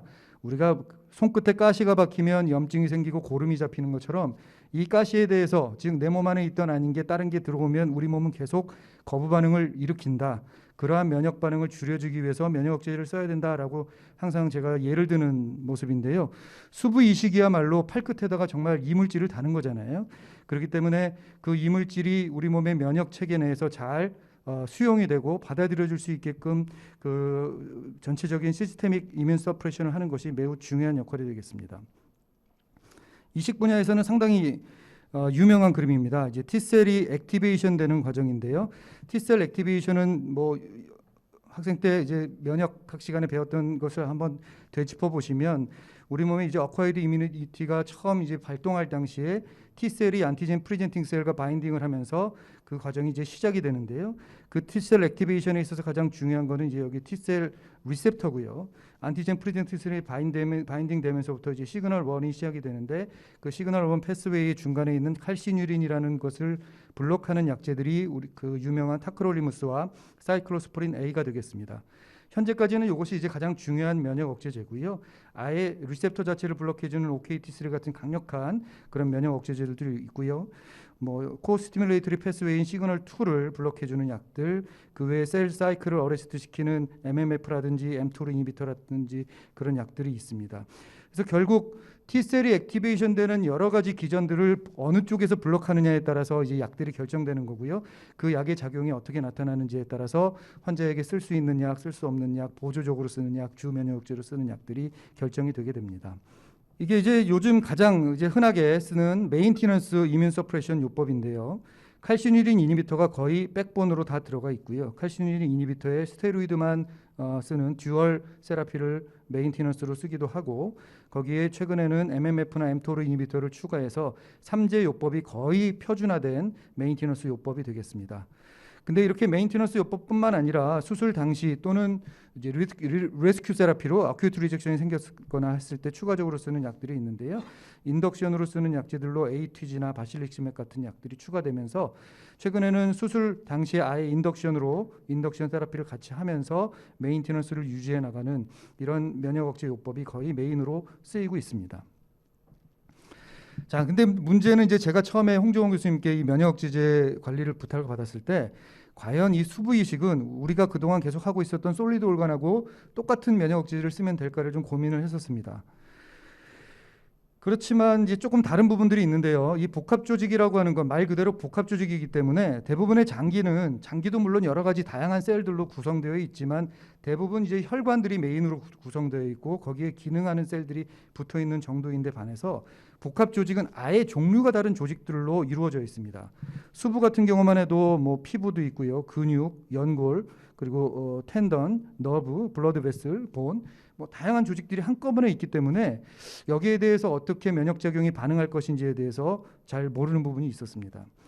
특히 이제 피부가 문제인데요. 제가 학생 때 피부과를 배운 기억에 의하면 주로 이뮤놀로지랑 똑같은 내용들을 배웠던 기억이 나서 결국 이제 이 스킨이라고 하는 건 상당히 하일리 이뮤노제닉한 올간이고 그 이유는 스킨 스페시픽한 안티젠 프리젠팅 셀인 그 랑거한슬 셀이나 더말 덴드라이틱 셀들이 다양하게 분포하고 있기 때문에 이 면역 원성이 강한 피부에 대해서 우리가 좀 주의를 기울여야 될 필요가 있겠다라는 생각을 하게 됐습니다.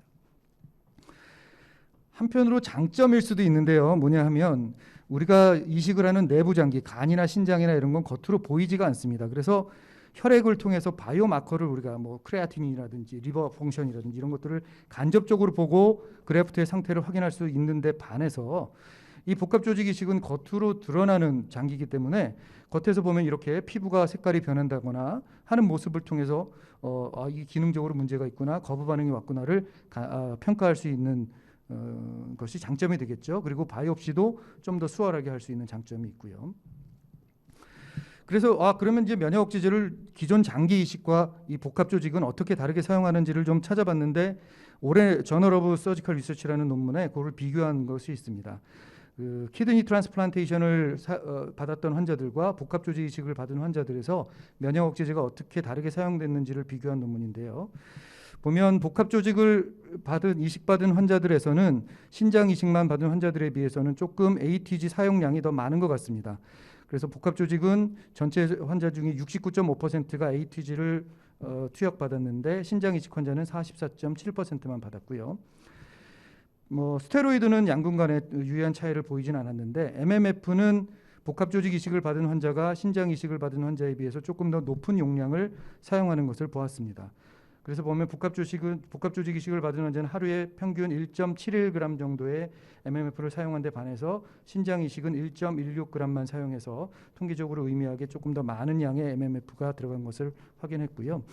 타크롤리무스 역시 보면 1년에서 5년 이내 또는 5년 이상 지난 환자들에서 신장 이식만 받은 환자들은 혈중 농도가 8나노그램/ml 이상을 유지했던 환자들이 한 명도 없었던 데 반해서 복합 조직을 받은 환자들은 5년 이내 또는 5년 이상 지난 환자들에서도 8나노그램/ml 이상의 혈중 농도를 유지했던 환자가 5년 이내에는 56%, 5년이 지났음에도 28.6%나 계속 하이도즈 타크롤리무스를 사용하고 있던 것을 확인할 수 있었습니다. 그래서 이게 여러 가지 리뷰 논문들에 지금 현재 이뮨 서프레션이 핸드 트랜스플란테이션에 어떻게 적용되고 있느냐를 좀 찾아봤는데요. 타크롤리무스는 좀 전에 보여드린 바와 마찬가지로 일반적인 신장 이식이나 간 이식에 비해서 조금 높은 농도를 유지하고 있었습니다. 3개월까지는 10에서 15 나노그램/ml, 이거 우리 간 이식이나 신장 이식에서는 이렇게까지 최근에 높게 유지 안 하는데 상당히 높게 유지하고요. 그 이후에도 5에서 10 정도로 유지하고 하는 것을 레커멘데이션 하고 있고요. 스테로이드는 1년까지도 5에서 15mg/day로 유지하기를 레커멘데이션 하고 있습니다. 아울러 아까 말씀드린 대로 이제 3제 요법으로 CNI 플러스 스테로이드 플러스 MMF 또는 mTOR 이니비터를 추가해서 사용하기를 권유하고 있었습니다. 이게 어큐트 리젝션의 발생률을 보고한 건데요. 이게 International Registry for Hand and Composite Tissue Transplantation이라는 데이터가 있는 것 같습니다. 거기 보고된 자료에 의하면 1년 안에 한 60% 정도의 환자가 어큐트 리젝션을 경험해서 스테로이드 펄스 세라피를 받았다라고 보고되고 있고요. 그중에 30% 정도는 스테로이드를 그냥 오랄 스테로이드만 조금 용량을 증가해도 어느 정도 리스크가 될 수 있었다라고 보고하고 있습니다. 어떻게 보면 많은 숫자고 어떻게 보면 적은 숫자인데 전체 환자 중에 7.5% 정도는 스테로이드 펄스를 했음에도 불구하고 어큐트 리젝션이 레스큐되지 않는 스테로이드 불응성 거부 반응이 생겨서 ATG나 바실릭시맵 또는 알렘티슈마브 등의 약들을 추가로 사용했다라고 보고하고 있습니다. 시스테믹 테라피와 더불어서 우리 토피컬 에이전트를 좀 사용해 볼 수 있는데요. 이뮤노서프레스 오인트가 좀 있습니다. 타크롤리무스 오인트도 있고 코르티코스테로이드 제제 오인트들도 있는데요. 이거는 시스테믹하게 어큐트 리젝션이 왔을 때는 실제로 반응하기 좀 어렵지만 피부에 국소적으로 나타난 거부 반응에 대해서는 충분하게 치료 효과가 있는 것으로 그렇게 보고되고 있습니다. 이제 타크롤리무스가 메인인데요. 타크롤리무스 이게 수부이식에서만 특별하게도 도움을 주는 효과들이 또 있더라고요. 특히 타크롤리무스가 여러 가지 기능들을 하는데 그 중에서 페리페럴 너브 리제너레이션을 도와주는 효과가 있다라고 알려져 있고요. 특히 이제 엑손의 다이아메터를 증가시켜주고 그리고 마이엘레니트 엑손의 숫자를 또 증가시켜주는 어떻게 보면 수부이식에서 너브 리제너레이션이 상당히 중요한데 아주 중요한 도움을 주는 것 같습니다. 그리고 너브 그로스 팩터에 대한 효과를 더 증진시켜주는데 도움이 된다고 되어 있는데 반해서 리스키한 부분들도 있는데요. 일단 우리가 이제 당뇨가 생기면은 당뇨병성 신경병증이 생기잖아요. 근데 이 타크롤리무스가 상당히 다이아베토제닉한 드럭입니다. 그리고 뭐 잘 알려져 있다시피 네프로톡시티가 있고요. 아이러니컬하게도 위에 제가 헬프풀 피처로 너브의 리제너레이션에 도움이 된다고 말씀드렸는데 이 타크롤리무스 자체가 또 뉴로톡시티가 있는 약이기도 합니다. 그래서 도움이 되는 부분들도 있고 도움이 안 되고 오히려 리스키한 부분들도 있는데 이걸 얼마나 밸런싱을 하느냐가 상당히 중요하다고 생각이 되고요. 우리가 이제 이식을 받는다는 거는 환자가 이제 면역 억제라는 거에 있어 상당히 위태로운 상태에 놓이는 거고 면역 억제제를 너무 약하게 쓰면 리젝션이 올 수 있고 너무 세게 쓰면 인펙션이나 말리그넌시 가능성이 있고요. 그리고 약 자체의 톡시시티가 생길 수가 있습니다. 그래서 결국은 이뮨 서프레션에 의한 부작용 또는 넌 이뮨 서프레션에 의한 부작용, 약에 의한 톡시시티를 얼만큼 밸런싱을 하느냐가 상당히 중요한 면역 억제 치료가 되겠습니다. 왜냐하면 아까 말씀드린 대로 애드버스 이펙트가 상당히 꽤 있는 약이거든요. 대표적인 게 이제 네프로톡시시티인데 한번 생기면은 다시 돌아오기 좀 어렵고요. 대부분은 타크롤리무스나 사이클로스포린 A처럼 칼시누린 이니비터에 의해서 주로 생기는데 타크롤리무스보다는 사이클로스포린 A가 조금 더 네프로톡시시티가 센 것으로 보고되고 있습니다. 물론 이제 CNI에 비해서 이제 mTOR 이니비터나 MMF는 이제 네프로톡시티가 적기 때문에 우리가 이런 걸 병용하면서 CNI를 좀 줄이기도 하는데 mTOR 이니비터와 병용했을 때보다 MPA랑 병용했을 때가 톡시시티가 좀 적다. 거꾸로 얘기하면 mTOR 이니비터랑 CNI를 병용했을 때가 네프로톡시티가 좀 세게 나타난다라고 그렇게 얘기하고 있습니다. 좀 전에 말씀드린 대로 타크롤리무스가 다이아베토제닉하기 때문에 PTDM의 발생 가능성, 포스트 트랜스플란트 다이아베티스 멜리투스의 가능성이 좀 높고요. 보통 이식받은 환자에서 5년 이내에 한 20% 정도에서도 당뇨가 발병한다라고 보고되고 있습니다. 특히 이제 좀 뚱뚱한 환자라든지 스테로이드를 장기적으로 같이 복용하는 경우에 PTDM의 발생 가능성이 좀 더 높은 것으로 되어 있고요. 고혈압은 이제 뭐 수부 이식에서는 데이터를 제가 못 찾았는데 간이식 받은 환자에서는 35%에서 55%까지도 프리밸런스를 보고하고 있습니다. 사이클로스포린 A가 타크롤리무스보다 조금 더 하이퍼텐션의 리스크를 높이는 것으로 되어 있고요. 디스리피데미아가 생길 수가 있는데 특히 이제 엠토르 이니비터를 사용하는 경우에 이제 하이퍼콜레스테롤레미아가 생기는 경우들이 좀 있고요. 다행스러운 거는 그래도 스타틴이 타크롤리무스랑 병용했을 때 다른 인터랙션이 없기 때문에 조금 편안하게 디스리피데미아가 생겼을 때 스타틴을 사용할 수가 있게 됩니다. 제가 논문을 뒤지다가 좀 재밌는 걸 발견했는데 이게 저희 우리나라 서울대학교 병원에서 보고한 리뷰 논문입니다. 그래서 리뷰 논문에서 여러 가지 면역 억제제들을 수부 이식에서 사용하는 리뷰 논문에 이렇게 정리를 해놓은 표를 제가 인용해가지고 왔는데요. 보면은 뭐 ATG니, 뭐 모노클로널 안티바디, 칼시누린 이니비터, 엠토르 이니비터 이런 것들을 어떻게 쓰는지를 정리해놨습니다. 보시면 이제 대부분 저희가 지금 현재 쓰고 있는 것보다는 조금 용량을 높게 유지하기를 레코멘데이션 하고 있습니다.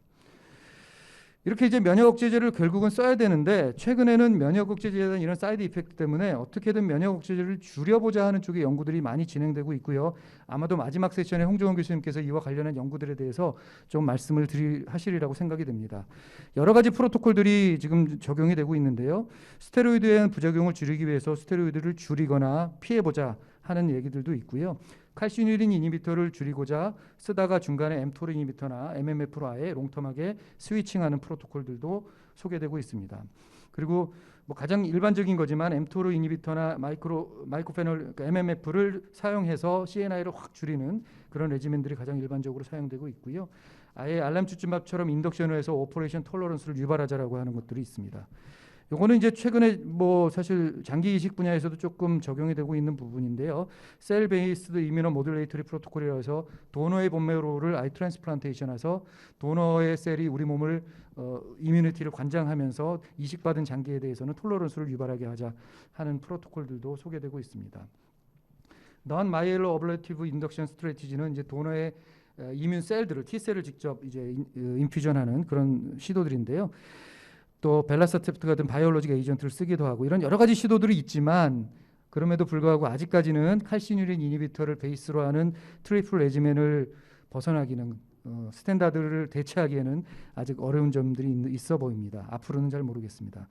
그래서 어쩔 수 없이 아직까지는 면역 억제제를 피할 수 없기 때문에 좋든 싫든 면역 억제제를 사용하면서 좀 전에 보여드린 것처럼 여러 가지 부작용들을 최소화하면서 거부 반응을 줄이고자 하는 노력들을 기울일 수밖에 없을 것 같습니다. 본 세션이 이제 저희 병원의 경험이기 때문에 저희 환자를 좀 간략하게 좀 소개시켜 드리겠습니다. 저희 병원 이뮨 서프레션 프로토콜이고요. 이식받기 전에 이제 혈액형이라든지 HLA 타이핑, PRA를 미리 다 해놓고 도너가 발생했을 때 도너의 피와 섞어보는 림포사이트 크로스 매칭을 진행을 하였습니다. 그래서 수술 당시에는 바실릭시맵으로 인덕션 세라피를 했고요. 수술 이후에 타크롤리무스와 스테로이드를 썼습니다. 타크롤리무스는 이니셜의 트러프레벨 타겟을 8에서 12 나노그램 per 밀리리터로 유지했고 스테로이드는 수술 당일 1000mg부터 시작해서 절반씩 테이퍼링 아웃하고 60mg, 30mg 줄어들었을 때 저희가 오랄 프레드니졸론으로 변경해서 테이퍼링 아웃을 하면서 유지했습니다. 수술 후 4일째가 됐을 때 바실릭시맵을 다시 추가해서 인덕션을 했고요. MMF를 추가해서 유지하였습니다. 수술 후 3개월이 경과된 이후부터는 트러프레벨 타겟을 조금 줄여서 6에서 8 나노그램 per 밀리리터로 유지를 하였습니다. 어큐트 리젝션이 발생했다. 그럴 때는 저희가 바이옵시를 하고 스테로이드 펄스를 우선하는 것으로 프로토콜을 정하였습니다. 그리고 이제 면역 억제제를 과다하게 사용하다 보면 이제 오퍼튜니스틱 인펙션, 기회 감염이라는 게 생길 수가 있어서 저희가 예방적으로 몇 가지 안티바이오틱스를 좀 사용했는데요. 특히 CMV의 이제 유병률이 높은 것으로 되어 있어서 겐사이클로비어를 IV로 입원 중에 쓰다가 퇴원할 때 오랄 메디케이션으로 바꿔서 한 달 정도 유지하였었습니다. 그리고 오랄 캔디디아시스를 예방하기 위해서 니스타틴을 6개월 동안 사용했었고요. 그리고 PCP 뉴모니아를 예방하기 위해서 6개월 동안 저희가 박트림을 오랄로 프로필락틱 도주로 사용을 했었습니다. 저희 환자는 61세 남자였고 혈액형은 O형이었고요. 저희가 수술 전에 미리 검사해 놓은 HLA는 AB, DRDQ가 이렇게 나타났습니다. 다행스럽게 PRA는 클래스 1, 클래스 2 모두 0%. 다시 말씀드리면 환자가 HLA에 대해서 이미 감작이 돼서 거기에 대한 안티바디를 가지고 있지 않았다 하는 겁니다.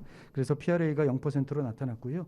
도너는 38세 남자였고 블러드 타입은 동일했고 HLA는 ABDRDQ 검사했을 때 이렇게 나타났는데 결국 HLA-A에 하나만 맞아서 원안티젠 매칭으로 수술을 진행했습니다. 원래 처음에 계획하기는 그래도 하프 절반 정도는 좀 맞춰서 했으면 좋겠다고 생각됐는데 이 도너가 저희 병원 도너가 HLA를 맞춰서 진행하기엔 상당히 어려운 점이 있을 것 같아서 하나만 매칭이 됐는데 일단 저희는 진행을 했습니다. 이거는 이제 이뮨 서프레션 하면서 타크롤리무스 트러플레벨을 좀 시리얼하게 보여드리는 건데요. 저희 병원 EMR 시스템상 여러분들 화면에 보시는 오른쪽이 과거고 왼쪽이 현재입니다. 그래서 2021년 1월 9일에 수부 이식을 진행을 했고요. 말씀드린 대로 타겟 트러플레벨을 8에서 12로 잡았는데 제가 이제 주로 간이식을 하다 보니까 면역 억제를 조금 이제 거부 반응이 무섭다기보다는 이제 톡시시티나 이런 것들이 좀 염려가 돼서 아래쪽 레벨 8에다가 주로 맞추다 보니까 실제로는 한 6에서 8 정도로 낮게 유지가 됐었습니다. 그래서 그랬는지 수술하고 한 달쯤 지나서 어큐트 리젝션이 발생했고요. 바이옵시에서는 반프 스코어 그레이드 1 정도의 리젝션으로 주셔서 저희가 스테로이드 펄스를 진행을 했습니다. 스테로이드 펄스를 진행하면서 면역 억제 농도도 조금 이제 높였는데 이때 환자가 상당히 좀 면역 억제 레벨이 들쑥날쑥하게 좀 보여졌는데요. 문제는 그렇게 하고 저희가 스테로이드 펄스를 진행했음에도 불구하고 3월 8일 날 스킨 리전이 조금 더 악화된 것 같아서 바이옵시를 했는데 그때는 그레이드 3 정도의 리젝션이 나타났는데 조금 이따 사진 보여드리겠지만 제가 스테로이드 펄스를 더 추가하진 않았고요. 오랄 리사이클링 스테로이드 구강 오랄로 먹는 약을 용량을 조금 더 높여서 3일마다 5ml씩 줄어드는 스케줄로 오랄 리사이클링을 외래에서 진행을 했습니다. 그 당시에 이제 홍정원 교수님께서 이 타크롤리무스 5인트를 피부에 어플라이 해주셨고 그게 상당히 효과가 좋았던 것 같습니다. 그래서 사진을 보시면 아까 전에도 아마 한 번씩 좀 보셨을 텐데 33일째 처음 어큐트 리젝션이 생겼을 때 스킨 래시가 나타났던 모습이고요. 그리고 오랄 스테로이드 펄스 하고 나서 오랄 리사이클링을 하는 과정 중에 두 번째 어큐트 리젝션이 생겨났을 때의 피부 리전입니다. 보시면 첫 번째는 이제 전반적으로 이제 전부 스킨 래시가 나타났던 데 반해서 여기는 보면 페리페럴 에어리어는 상당히 좀 호전이 됐고 중심부 돌선 부분에만 이렇게 좀 악화되는 양상인 것 같았습니다. 그래서 아마 스테로이드 오인트먼트가 더 국소적으로 반응했기 때문에 영향을 잘 받은 것 같습니다. 그래서 두 번째 바이옵시 한 거에서 그레이드 3 림포사이트 인필트레이션이 상당히 많이 나타나는 걸 보실 수 있고요. 그레이드 3의 어큐트 리젝션이었음에도 불구하고 저희가 스테로이드 오랄 리사이클링과 오인트먼트만 가지고도 리졸브가 돼서 수술하고 3개월째 지났을 때는 거의 정상적인 이제 피부로 돌아왔습니다. 10개월이 지난 시점에 이제 좀 전에도 여러분들 다 보신 사진인데 저희가 홍종호 선생님께서 이렇게 저희 다 불러 모아놓고 사진 찍었는데요. 여기 보시면 이 중에 어떤 손이 환자의 손인지 구분이 되시나요? 자세히 보시면 여기 이제 수술 자국이 이렇게 있는 분이 환자 손인데 거의 뭐 정상 스킨과 다를 바 없이 아주 깨끗한 피부 색깔을 보여주고 계십니다. 11개월째 지금 현재 메인티넌스 하고 있는 면역 억제제는 타크롤리무스를 3.5mg 데일리로 유지하고 있고 스테로이드는 최소 용량인 5mg 솔론도 1T씩 데일리로 먹고 있습니다. MMF는 1g씩 데일리로 지금 현재 복용하고 있고요. 여러 선생님들 고생해 주시고 여러 선생님들 아까 보여주신 것처럼 지금 펑셔널하게나 뭐 피부 리전이나 어큐트 리젝션 없이 지금은 잘 유지되고 있습니다. 이렇게 또 귀한 치료의 과정 가운데 제가 참여할 수 있게 되게 감사드리고 이 과정을 위해서 수고하신 여러 선생님들께 이 자리를 빌어서 다시 한번 감사드립니다. 경청해 주셔서 감사합니다. 예, 수고 많으셨습니다. 다음 이번 세션의 마지막 연자를 소개시켜 드리겠습니다. 세브란스 병원 장기이식 센터에 장기이식 지원과가 있습니다. 거기 팀장으로 계시는 정경옥 선생님이 마지막 수부이식 환자 등록 및 내사자 기증에 대해서 일단은 보고를 설명을 드리도록 하겠습니다. 정경옥 선생님 부탁드리겠습니다. 소개 감사합니다. 안녕하십니까. 저는 장기이식센터 이식지원팀 팀장 전경옥입니다. 앞에서 말씀하셨다시피 2018년 8월 장기이식법이 개정되면서 장기 등 이식이 가능한 장기 등으로 손, 팔 또는 발, 다리가 포함되었습니다. 2018년 8월에 손, 팔, 발, 다리가 포함됨으로 인해서 저희 나라는 장기 이식 의료기관이 보건복지부에 이식을 할 수 있는 의료기관이다라고 지정을 받아야지만 수술을 할 수가 있는데 손, 팔, 발, 다리에 대한 이식 의료기관으로 지정을 받으려면 장기이식법 시행령 25조에 의거해서 시설 및 장비가 재활치료실 또는 물리치료실 그리고 미세현미경, 인력은 정형외과 또는 성형외과, 외과 또는 내과가 포함되어야 했었습니다. 그래서 18년 8월에 법이 개정되면서 바로 장기이식 등록기관과 장기이식 의료기관에 손팔을 저희 병원에서 이식할 수 있도록 변경 지정받았습니다. 18년도에 변경 지정받고 두근거리고 떨리는 마음으로 홍정훈 교수님께서 언제 손팔 이식을 하실까 두려운 마음으로 기다리고 있던 중에 2019년 7월에 손팔 이식을 굉장히 오랫동안 준비하시다 장기이식센터에 드디어 개시 모임을 하자고 연락을 주셨습니다. 그래서 2019년 7월에 저희가 개시 모임을 통해서 개정된 장기법 8다리 내용 및 업무 절차와 세부적인 시행 절차를 논의하는 자리를 가졌습니다. 이식은 아시다시피 기증하시는 분이 있어야 되는데 뇌사 기증자로부터 저희가 손팔을 기증을 받아야 되고 수혜자가 여러 가지 검사와 진료를 거쳐서 대기자로 등록이 돼야지 성공적인 수부 이식을 할 수 있었습니다. 이 부분에서 저희는 뇌사 기증자가 과연 손팔을 하실까? 유교적인 관념 때문에 저희 나라는 뇌사 기증자가 굉장히 적은 나라이고 그리고 시신의 훼손에 대한 걱정도 굉장히 많은 그런 관념들을 갖고 계신 분들인데 이걸 정말 기증을 하실까라는 저희 마음 안에 장벽이 있었습니다. 사실은 뇌사장기 기증 절차는 그 공여자가 발생하는 병원에서 이제 그 뇌사 판정을 진행하고 공여자 신체 검사, 임상 검사 등을 시행을 해서 코너스에 보고를 하면 국립장기이식관리기관에서 수혜자를 선정하도록 되어 있습니다. 그러나 손팔 이식은 장기이식법 시행령 27조에 의거해서 뇌사 기증자 관리 병원에서만 자병원 환자를 선정할 수 있게 규정되어 있고 고용 장기를 기증하는 경우에만 손팔이 기증 가능하고 그리고 이 장기이식 의료기관의 장이 이식 대상자를 선정할 수 있고 사전에 신고를 하도록 규정되어 있습니다. 세브란스 병원은 뇌사 판정 대상자 관리 전문 기관으로 지정받은 기관이었기 때문에 저희 병원에 손팔 이식 대기자로 등록을 한 경우에 저희 병원 뇌사 장기 기증자로부터 손팔을 기증받을 수 있도록 되어 있었습니다. 뇌사 기증자가 발생을 했을 때 뇌사 장기 기증, 뇌사 추정자가 이제 신고가 들어오면 저희가 보호자를 만나서 설명을 드리고 설득을 하고 그리고 장기 기증을 동의받는 과정을 거치게 됩니다. 그런데 저희 마음 안에 정말 기증하실까? 손팔을 기증하신 후에 그 원형 복원이 어느 정도까지 가능할까?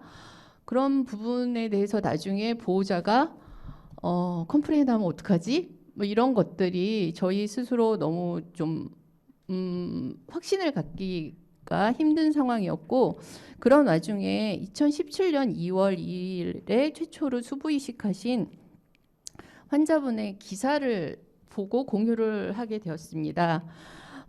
이 환자분이 1년 반 이후에 나왔던 2018년 기사였는데요. 이 기사를 통해서 이 환자분이 시구를 하고 그리고 어떤 삶을 살고 있는지를 기사를 접하며 저희가 내부적으로 이 손팔 이식이 꼭 생명 연장을 위한 이식은 아니지만 환자들에게 새로운 삶의 가치를 주고 의미를 줄 수 있는 이식일 수 있겠다. 그리고 끊임없이 홍정원 선생님한테 시신이 훼손됐을 때 원형 복원에 대해서 정말 확실히 책임져 주셔야 합니다라는 말씀을 계속 드리면서 저희 안에 내부적으로 저희 스스로의 마음의 벽을 허무는 작업을 시작했습니다. 그래서 점차 저희 생각을 변화시키고 확신을 갖게 되어서 뇌사장기 기증자들로 분들 유족에게 보호자분들께 설명을 하는데 여러 가지 이런 부분들을 고려해서 설명을 할 수 있는 그런 인식의 변화를 갖게 되었습니다. 2020년 1월에 저희 병원의 뇌사자로부터 수부이식을 받겠다는 굉장히 수부이식을 열망하는 환자분이 수부이식 대상자로 등록을 하게 되었고 2020년 1월 이후에 세브란스 병원에 이제 기증자 발생 현황을 표에서 보시게 되는데요. 저희 병원이 그렇게 뇌사장기 기증자가 많이 발생하는 병원은 아니었지만 2021년 1월에 수술을 시행하시기까지 8분의 장기를 기증하신 분이 있었는데 그 1년 동안 저희가 여러분의 장기 기증자 보호자분들께 설명을 드렸을 때 뭐 고령이어서 적합하시지 않은 기증자분도 있었지만 2020년 12월 같은 경우에는 20세 A형 남자분 그리고 45세 O형 여자분은 조직 기증을 거부하시고 장기만 기증을 하셨었습니다. 저희 수부이식 대기자분이 O형이셨고 그 처음에 논의할 때 HLA를 아까 주동준 교수님 말씀하신 것 같이 헤플로 매치 뭐 3안티제까지 맞아야지 되지 않을까라는 말씀이 있으셨기 때문에 O형의 기증자 HLA가 맞아야 된다고 이런 분이 있을까라는 걱정이 굉장히 컸었는데 다행히 12월에 O형 여자분이 조직 기증을 거부하셔서 저희 팀에서 좀 실망을 하였지만 2021년 1월에 38세의 O형 남자분이 뇌사 추종자로 신고되어 보호자분들을 만났는데 저희는 사실은 정말 기증 동의하실까라고 생각했습니다. 왜냐하면 38세 남자분이셨고 특이 과거력도 없으셨고 갑작스러운 심장 질환으로 주무시다가 갑자기 어레스트가 발생해서 응급실에 오셨던 분이셨기 때문에 그 보호자분들이 이런 황망한 상황에서 손팔 기증을 동의를 하실까라는 저희 안에 그런 생각이 있었는데 저희 시니어 코디네이터가 잘 설명하고 설득해서 손팔 기증을 동의받게 되었습니다. 그래서 수부이식 환자를 준비하는 과정에서 저희는 환자 등록을 위해서 환자 안내문을 개발하였고 환자 안내문을 개발하고 설명을 드릴 때 가장 중요하게 말씀드린 거는 언제 될지 모른다. 하염없는 기다림. 그리고 연락처 뭐 저희 그날 다행히 토요일 날 오후에 발생을 하였지만 사실 새벽에 발생하는 경우도 많기 때문에 연락처가 잘 유지돼야 되고 갑자기 응급수술로 진행이 된다는 점 그리고 외래를 정기적으로 방문하셔서 건강관리를 잘 하셔야 된다는 점을 특별히 유의해서 말씀을 드렸습니다. 그래서 장기이식 대기 등록 신청을 사인을 하셨고요. 여러 가지 검사를 통해서 국립장기이식관리센터 질병보건통합관리 시스템에 등록을 하였습니다. 수술을 하기 위해서 여러 가지 검사를 하시는데 코너스에서 반드시 요구하는 검사 결과는 혈액형, HLA 그리고 PRA, 시롤로지 결과입니다. 그래서 이런 검사들을 다 완료하여서 코너스 프로그램에 등록 완료하였고 수술 전 관리로 환자분이 편측 결손 대상자인지 양측 결손 대상자인지 그리고 진단은 외상성 절단인지 질병으로 인한 거인지 부위는 어느 부위인지를 다 등록하게 되어 있습니다.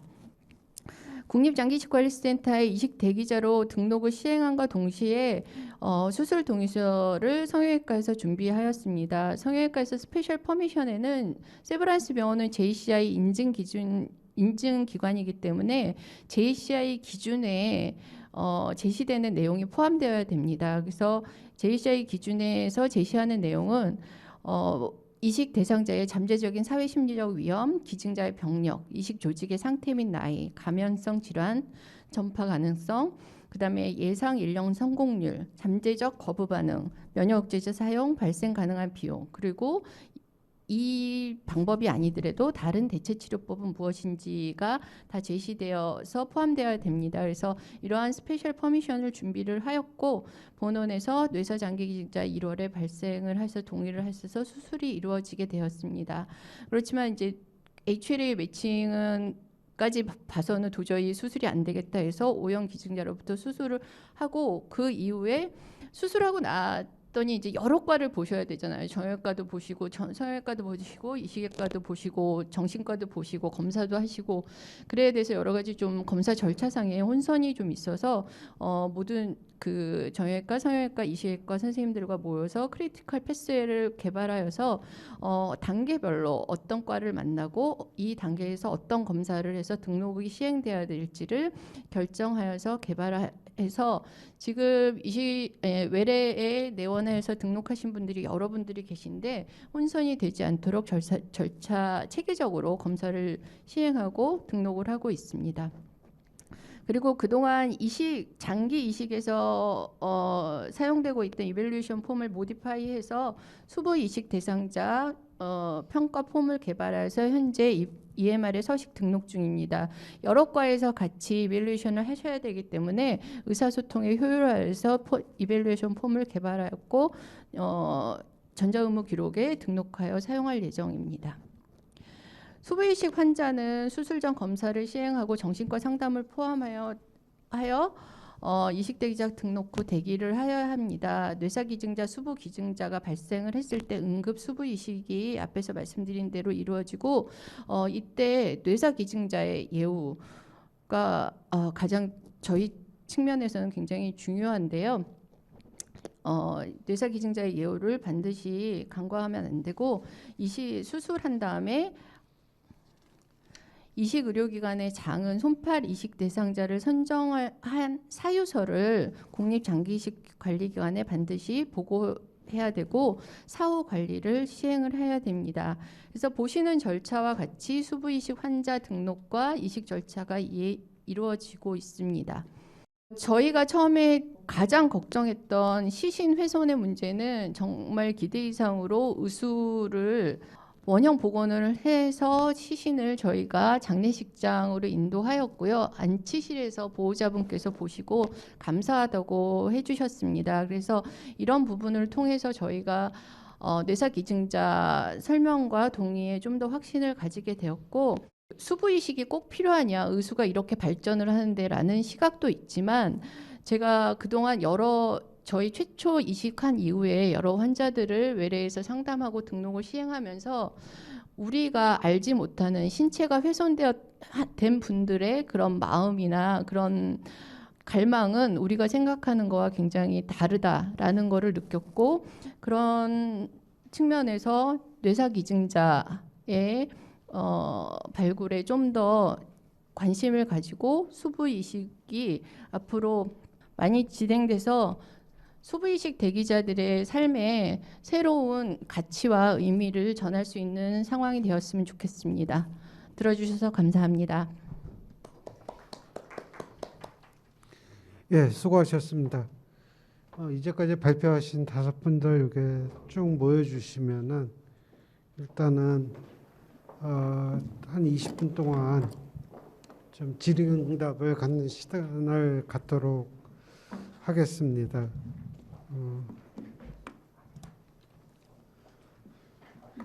일단 질문 온 것 중에서 먼저 홍정원 교수님한테 하나 제가 여쭤보고 싶은 게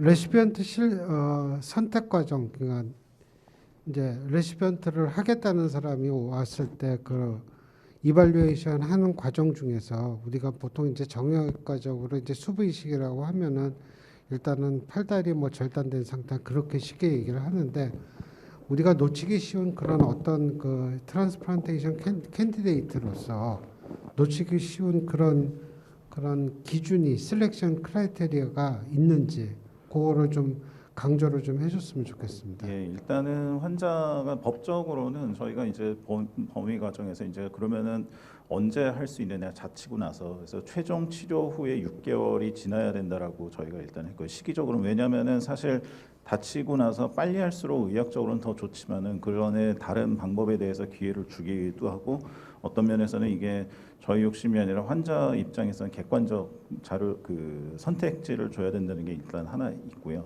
그러면 일단은 면담을 저희 왔을 때 어떻게 되냐면 제가 먼저 좀 보고 성형외과적으로도 봐야 되고 정형외과적으로도 봐야 되고 그래서 그런 절차를 거치고 내부적으로 의학적으로 절단된 환자에서 이게 뭐 그거에 대한 내용은 여러 가지가 있겠지만은 그러고 나서 정신의학과 보고 그다음에 또 한 가지는 일단은 순서를 했을 때 어떤 사람을 우선으로 할 것이냐라고 했을 때 양손이 없는 사람이 사실 제일 급한 부분인 거는 맞습니다. 그리고 한쪽 손만 있었을 때 그러면은 도미넌트 핸드를 먼저 할 것이냐 넌 도미넌트 그러니까 오른손잡이가 오른손 다쳤을 때 먼저 할 것이냐 이런 거에 대해서는 일단 도미넌트 핸드부터 되어 있다라고 되어 있는데 뭐 여러 가지 좀 복합적으로 좀 판단해야 되는데 순서는 그렇습니다.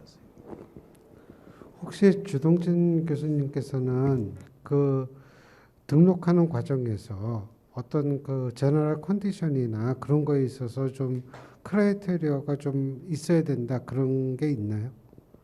일반적인 장기 이식하고 이제 동일한 크라이테리아를 좀 가지고 있습니다. 예를 들면 가장 중요한 건 이제 면역 억제제를 사용하지 못하는 환자는 결국은 리시피언트 대상이 안 될 것 같아서요. 저희가 프리업 이밸루에이션 하면서 시스테믹하게 말리그넌시 히스토리가 최근 5년 이내에 있었다든지 아니면 액티브한 인펙션을 가지고 있는 환자들은 룰아웃을 좀 하고 있고요.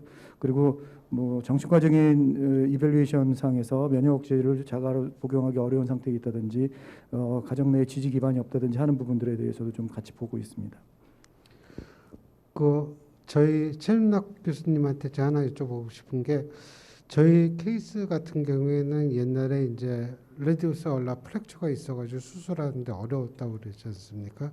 그러면 만약 이 수부 이식을 해야 되는 레시피언트가 이게 수술을 하는데 좀 무지 어려운 그런 그 프리비어스 오퍼레이션 히스토리나 정형외과적인 어떤 그런 컨트라 인디케이션이 되는 게 좀 있을까요? 그 정형외과적으로는 사실 연결이 어렵다고 그러면 문제가 될 수 있을 것 같고요. 또 하나는 그 항상 저희는 기능을 생각하기 때문에 만약에 실패를 했을 때 이 사람이 지금 사용하는 것보다 기능이 더 떨어질 거라고 생각되는 경우에 사실 환자분한테 좀 주저가 되는 게 현실입니다. 그래서 저희 최종호님 같은 경우에는 수술은 어렵지만 레벨 자체가 위스트 바로 위쪽 레벨이었고 하게 되면 더 뭐 뼈를 절단을 약간을 하게 되지만 만약에 실패한다 해서 그 이식받은 팔이 절단이 되는 상황 최악의 상황을 고려했을 때 수술하기 전에 기능하고 비교했을 때 떨어질 거라고 판단이 되지 않았거든요. 그래서 뭐 수술에는 어려움은 있을 수 있지만 뭐 적응증에는 충분히 된다고 생각을 했지만 이제 저희 이후에 이제 여러 환자분들이 오시고 계십니다. 그래서 그 중에서도 좀 어려움을 좀 생각하는 경우가 이제 위스트 레벨에 똑같이 절단이 됐지만 DRUJ, 그러니까 원위 요척 관절이 정상이신 분들이 있습니다. 그런 분들은 포함 로테이션이 자유롭게 되기 때문에 의수를 사용하시면 어느 정도까지는 기능이 가능한데 저희가 수부 이식을 하게 되려면 뼈에 대한 고정이 필요하기 때문에 오히려 포함 레벨에서 절단이 더 필요할 수가 있습니다. 그러면은 만약에 실패했을 때 포함 로테이션을 잃게 되기 때문에 그런 거에 대해서 조금 주저함이 있고요. 또 한 분 기억에 남는 거는 이제 엘보 바로 디스탈에서 절단이 되신 분인데 거기에서는 이제 저희가 플레이트를 가지고 뼈를 고정해야 되기 때문에 플레이트가 충분히 스테이블 픽세이션을 하려면 적어도 3개 이상의 스크루의 고정이 필요합니다. 그렇기 때문에 거기에서는 할 수가 없어서 사실 엘보 윈 레벨에서 이제 수술을 해야 되는데 그렇게 되면은 이 엘보 조인트가 남아 있는 게 얼만큼 사용이 가능한지를 가지고 판단을 해야 될 것 같고요. 한 분은 아주 어렸을 때 절단이 돼서 그 절단단이 작지만 그쪽을 플렉션 해가지고 뭔가를 이제 걸거나 하는데 사용을 잘 하고 있는 분이었는데 그분 같은 경우에는 위로 하고 났을 때 기능 회복이 좀 덜 된다든지 그러면 그 기능마저도 없어지는 상황이 오는 거고요. 어떤 분은 뭐 저희 최근에 이제 절단을 받으신 분인데 똑같은 레벨인데 엘보 모션이 거의 없는 분이 계셨습니다. 그분 같은 경우에는 좀 위로 올라간다 하더라도 기능에 문제가 없기 때문에 그런 분들에서는 수술 적응증을 잡는 데 문제가 없었습니다. 네. 감사합니다. 사실은 그 최윤락 교수한테 물어보고 싶은 그 질문이 사실은 그거였는데 한꺼번에 다 대답을 해주셔서 제가 거기에서 조금 더 보충해서 좀 묻고 싶은 것 중에 하나가 제가 이제 IRB 심의를 하다 보면은 항상 이제 따지는 게 리스크하고 베네피트를 비교하라는 거거든요. 그래서 이거를 했을 때 베네피트가 리스크보다 훨씬 많은 사람이 이렇게 억셉터블 하다 하고 그렇게 판정을 하거든요. 그래서 지금 조금 전에 제가 이제 어떤 컨트라 인디케이션을 여쭤본 이유 중에 하나가 리스크가 너무 크면은 베네피트가 좀 상대적으로 작아지기 때문에 수술하는 게 좀 곤란하지 않을까 해가지고 그런 질문을 한 건데 미리 이제 다 대답을 해줘서 그런데 그런 리스크 베네피트 평가에 있어서 일정한 어떤 그 기준이나 그런 게 지금 정형외과적으로 일단 확보된 기준 같은 게 있나요, 현재? 그런 기준을 말씀드리기에는 너무 케이스가 좀 적은 것 같고요. 다만 첫 번째 케이스를 저희가 경험을 하면서 이게 실패에 대해서 그렇게 어떤 면역 억제제 문제로서 이제 이게 거부 반응 때문에 실패할 거에 대한 두려움 같은 게 사실은 많이 조금 적어졌습니다. 그래서 저희 뭐 홍정호 교수님도 마찬가지고 저도 마찬가지고 면역 억제제에 대해서는 임상적인 경험이 전무한 상태이기 때문에 준홍진 교수님의 도움을 많이 받고 있고 또 그 결과가 상당히 지금 환자한테 적은 용량으로도 유지가 잘 되면서도 지금 이 회복의 속도라든지 사용하는 거라든지 그런 걸 보면서 이게 우리가 실패에 대해서 이렇게 걱정을 먼저 하고 접근할 필요는 없겠다라는 생각은 사실 하고 있습니다. 그렇지만 말씀하신 것처럼 이제 만약의 경우 환자가 그런 더 나쁜 기능을 갖게 되는 거에 대해서는 충분히 설명을 하고 그렇지만은 지금 현재의 의술로서 이 정도의 성공률이 된다는 거를 충분히 정보를 제공을 한 다음에 결국은 저희가 결정하기보다는 환자 스스로가 말씀드린 것처럼 이게 우리가 생각하는 것보다 환자는 훨씬 더 절실할 수가 있거든요. 그래서 그런 모든 것들에 대한 정보를 가감없이 전달을 하고 최종 결정은 환자분이 하실 수 있도록 도와드리는 게 저희 역할이 아닌가 생각하고 있습니다. 이상철 교수님한테 제가 하나 좀 질문을 좀 하고 싶은 게 제가 이게 2시간 동안 이게 쭉 발표한 거를 들으면서 저는 어쨌든 평생 그 오간 트랜스플란테이션만 했기 때문에 사실은 장기를 이식하고 나서 일단은 서큘레이션만 잘 되고 그게 기능적으로 자기 간이면 간으로서 역할, 키드니면 키드니로서 역할만 하면은 된다 그렇게 생각을 했거든요. 근데 사실은 수부 이식이라는 건 보면은 기술적으로 서큘레이션이 돼서 모양이 유지되는 것도 중요하지만은 그 모양의 유지가 됨과 동시에 기능적인 그런 게 이제 회복되는 게 무지 중요하다는 걸 오늘 이제 느끼게 됐는데 이런 아까도 자꾸만 이제 얘기하시는데 이런 재활 과정을 이제 처음 해보신 거니까 어떤 크라이테리아가 없겠지만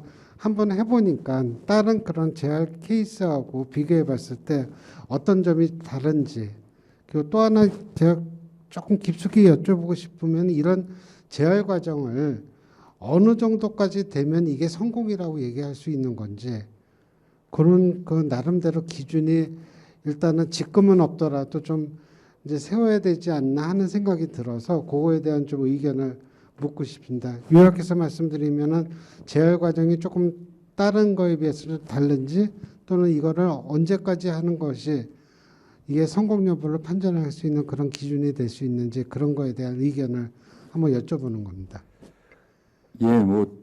저희 질문의 의도는 제가 파악을 했는데요. 사실 대답하기 참 어렵네요. 그래서 저희가 성공을 딱 바라보는 기준이 어디까지다 얘기하기가 어렵긴 한데요. 어쨌든 저희 재활의 보통 다른 분야까지 생각해 보면 결국 독립적인 삶을 얼마나 잘 보이느냐, 그 다음에 퀄리티 오브 라이프, QOL이 얼마만큼 그 사람이 만족하고 사는지가 결국 고리고 목표가 될 것 같고요. 그 다음에 저도 이거 케이스가 하나라서 뭐라고 말씀드리기 참 어려운데 지금 제가 5년 이상 6년째 하고 있는 게 렁 트랜스플란테이션이거든요. 그래서 최대한 간단하게 말씀드리면 페이시 팀에서도 적극적으로 재활을 자꾸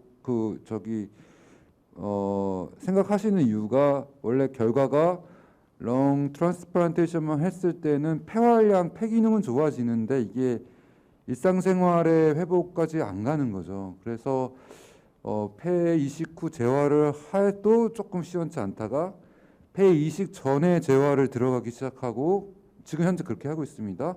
그 다음에 수술 후에 또 폐 이식 이후의 재활 두 가지를 할 때는 이제 전혀 다르게 그 좋아지는 것들이 지금 저희도 그렇고 문헌적으로도 많이 보고되는 걸로 봐서 특히 손의 기능을 생각한다면 아마 재활의 역할은 꽤 중요할 것이다라고 말씀드릴 수 있겠어요. 지금 딱히 뭐 현재 뭐 딴 거의 차이 뭐 이런 것들을 말씀드리기에는 너무 케이스가 적어서요.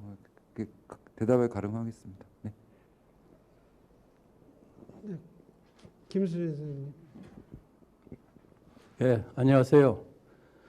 저도 평생 동안 고형장기 이식을 하던 사람인데요. 이미 정경욱 선생이나 뭐 다른 분들이 살짝 얘기는 했겠지만 우리가 이식하는 종류가 그 사람의 목숨을 살리는 이식이 있고 기능을 좋게 하는 이식이 있습니다. 근데 이 수부 이식은 기능을 좋게 하는 이식인데 우리 의사들이 생각하기는 저도 처음엔 그렇게 생각했어요. 최근에 굉장히 좋은 그 프로스테시스가 많이 나오잖아요. 그럼 굳이 면역 억제제의 리스크를 겪으면서 이식을 해야 될 필요가 있느냐. 근데 제가 피드백을 받고 굉장히 감동했던 게 이 환자분이 프로스테시스는 자기 게 아니잖아요. 근데 이제 이식을 받은 손은 자기 피가 통하고 체온이 느껴지고 이런 거에서 오는 이모셔널한 감정적인 아주 만족감, 그거에 따라서 이제 다음으로 오는 웰빙, 이런 게 굉장히 중요하게 느껴지는 것 같아요. 그래서 우리가, 그리고 또 한 가지는 백업이 있습니다. 만약에 실패하는 경우, 정말 실패했다 그래도 그 다음에 프로스테시스 선택할 수 있거든요. 그래서 이제 셀렉션을 잘해서 이러한 것을 계속 발전시켜 가면은 앞으로도 좋은 그런 의료 그 옵션 중에 하나가 될까 생각하고요. 홍정훈 교수님이야 많은 사람들의 노력에 이 자리를 빌어서 감사와 치하를 드립니다. 지금 홈페이지 통해서 그 최윤락 교수님한테 하나 질문 나온 거 있어가지고 제가 질문을 하도록 하겠습니다. 그 발표 중에 그 아마 서지컬 테크닉에 관해서 얘기를 한 것 같은데요.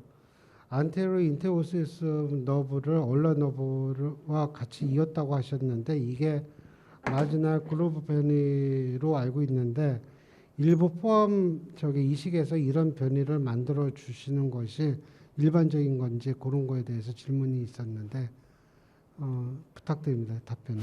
네, 질문 감사합니다. 우리가 발표할 때도 잠깐 말씀을 드렸는데 그 손에서 파인 모션을 하려면은 이제 인트린식 머슬의 회복이 상당히 중요합니다. 이제 큰 근육이야 이제 뭐 손가락을 엠피 조인트를 뭐 움직이고 이 정도는 가능하지만 뭐 이런 파인 모션에서는 소근육이 중요한데 소근육의 대부분은 이제 얼라너브가 이너베이션 하게 되어 있습니다. 최근에 이제 그 얼라너브 뉴로패시가 심해서 인트린식 에토로피가 진행이 많이 되어 있고 우리가 근전도 검사에서 엑손의 카운트가 얼라너브 모터 브랜치의 엑손 카운트가 많이 떨어지는 경우에는 그 얼라너브에 대한 디컴프레션 서저리를 하면서 우리 그 안테리어 인터스 너브의 일부분을 떼서 얼라너브의 모터 브랜치로 엔드 투 사이드로 연결하는 수술을 이제 슈퍼찰지라고 그래서 그 얼라너브의 그 리제너레이션을 도와주는 것으로 되어 있습니다. 그래서 그런 심한 환자들에서 많이 사용하고 있는 수술 테크닉인데요. 이 환자에서는 오랫동안 그 손이 없던 상태로 지냈기 때문에 그 저희가 리플란테이션 했을 때 얼라너브의 리제너레이션이 얼만큼 될 건지에 대한 사실 자신이 없어서 이런 경우에 옆에 있는 너브를 옮겨서 더 도와주면 얼라너브의 리제너레이션이 더 향상될 거라는 기대가 있어서 저희가 우리 그 프로네이터 쿼드라투스 머슬이 그 타겟이 되는 머슬인데 안테리어 인터스 너브의 터미널 브랜치에 타겟이 되는 머슬인데 우리가 다시 아시겠지만 프로네이터 그 테레스라는 아주 강력한 프로네이터가 있습니다. 그렇기 때문에 그걸 사용한다 하더라도 포함 로테이션 하는 데는 기능상의 문제가 없어서 이렇게 하면서도 옮기면서 기능을 떨어뜨리지 않으면서도 나중에 얼라너브의 리제너레이션을 조금 더 향상시키기 위해서 한 그런 테크닉이다 이렇게 이해해 주시면 좋을 것 같습니다. 질문 감사합니다. 홍정훈 교수님이 뭐 추가로 또 예, 그 뭐 여러 가지 말씀 나온 거에서 좀 저도 좀 그 질문한 거에서 이렇게 강의 들으면서 이제 조금 제가 느꼈던 거라든지 좀 드릴 말씀인데, 제가 사실 최일락 교수님하고 생각하면서 수술 계획하면서 얼라너브를 어떻게 많이 회복을 할 것이냐를 굉장히 많이 신경을 썼었거든요. 그리고 지금 최일락 교수님이랑 저랑 대한수부학과 외과 학회도 있지만은 대한말초신경 수술학회도 있으면서 거기서도 이제 최 교수님이 안티레스 인터시너브 AIN을 월라너브 쪽으로 연결하는 수술을 꽤 많이 하신 걸로 제가 알고 있고, 또 문헌에도 지금 그런 얼라너브 다쳤을 때 그게 이제 하나의 지금 스탠다드 치료로 좀 가고 있는 부분이라서 최 교수님께서 이쪽 너브 쪽을 그렇게 좀 해주신 거가 있고요. 그다음에 아까 이상철 선생님이 이제 다이나믹 의수도 아까 김술 선생님께서도 말씀하셨지만은 제가 이걸 준비하면서 다이나믹 의수에 대해서도 꽤 많이 좀 사실은 좀 알아봤었거든요. 왜냐하면은 예전에는 무겁고 비싸서 문제였는데 요즘은 가볍고 3D 프린팅으로 굉장히 좋게 되어 있습니다. 그래서 환자가 먼저 처음에 왔을 때 이분한테 의수 경험이 얼만큼 되어 있는지, 그 다음에 스태틱 의수가 좀 마음에 안 드시면 다이나믹 의수에 대해서도 제가 일부러 다 소개를 시켜드리고 그쪽도 먼저 어레인지를 하고, 그 다음에 맨 마지막에 다 사용을 하고 나서 최종 선택지에서 수부 이식에 대해서 얘기를 하게끔 저 지금 프로토콜을 그렇게 하고 있거든요. 그래서 다이나믹 의수도 굉장히 많이 좋아져 있기 때문에 그런데 그분들 사실 저도 하면서 이분을 하면서 이게 수부 이식이 맞나, 면역 억제제에 대해서 분명히 필요한 약인데도 이제 좀 조심스러운 부분이 있기 때문에 그래서 저도 좀 이게 반신반의를 했었었는데, 손의 기능이 뭐 6가지 뭐 잡는 거에서 핀칭까지 해서 6가지 기능이 있는데 핀칭까지 되면 제일 좋지만은 그게 안 됐을 때 불편하지 않을까 했는데 의외로 제가 생각했던 것보다 너무나 잘 쓰시기 때문에 최 교수님이 말씀하신 것 같이 처음에 하고 나서 이후에 그 뭐랄까 환자의 필요성에 대해서 좀 더 느끼게 됐고요.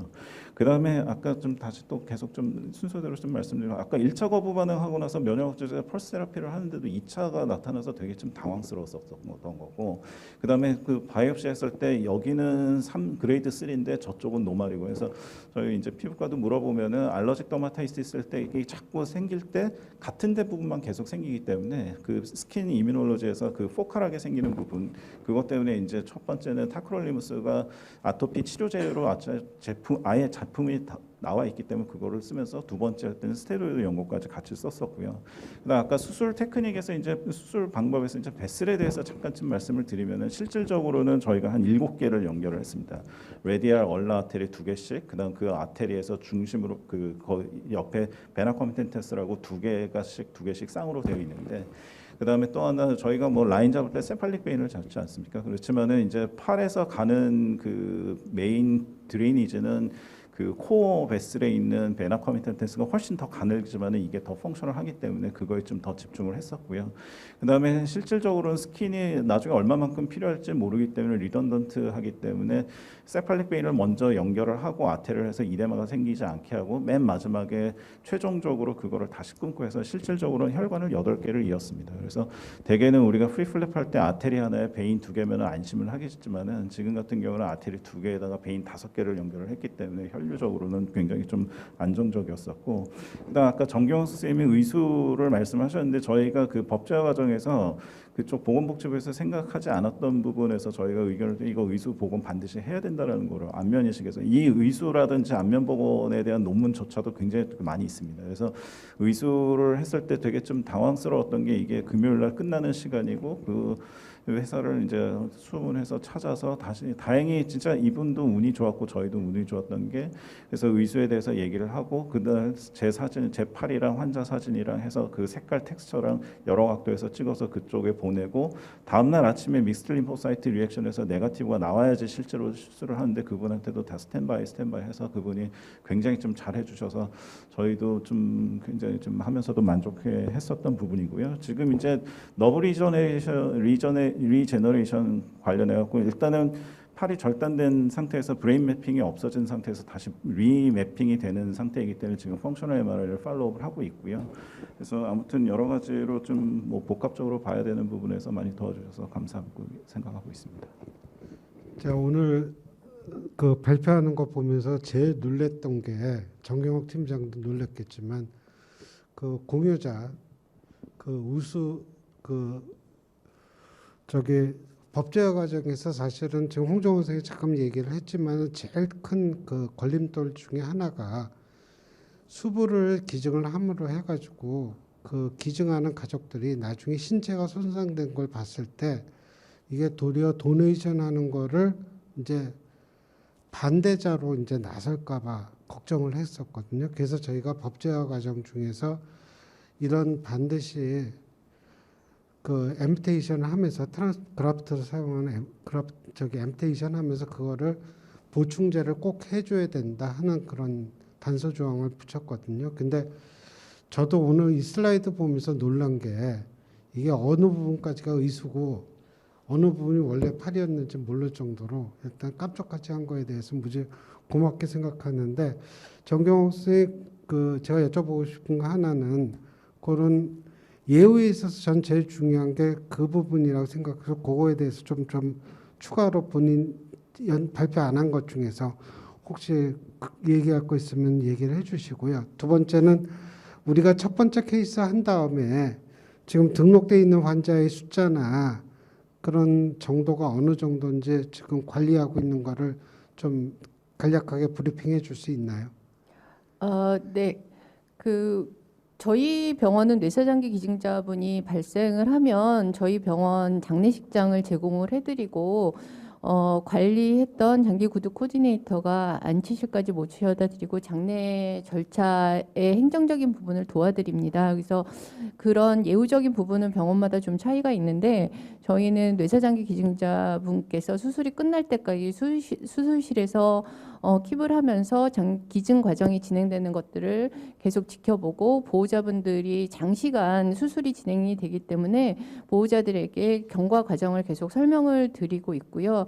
그리고 사실 시신이 훼손되는 부분 때문에 장기 기증을 꺼리는 분들이 사실 많은데 저희도 어떻게 복원을 하시는지 본 적이 없기 때문에 이제 설명을 하면서 굉장히 많이 두려움이 있었는데 다행히 너무나 원형에 가깝게 복원이 돼서 보호자분들도 보시고 크게 말씀 안 하시고 오히려 잘 진행되게 해주셔서 감사하다고 말씀을 주셨고 그 38살의 아들을 갑자기 보내시면서 그 손발까지 기증을 하시는 그런 유가족들에게 뭐 지금도 존경과 감사를 드리지만 그 과정에서 굉장히 원만히 다 진행이 되었습니다. 그래서 저희가 끝까지 예전에 한번 문제가 됐던 적이 있는데 그 뇌사장기 기증자 예우에 대해서 근데 저희가 끝까지 수술이 끝나고 기증자분을 장례식장에 모셔다 드리고 그 행정적인 절차를 밟고 장례식장에서 인사를 드리는 게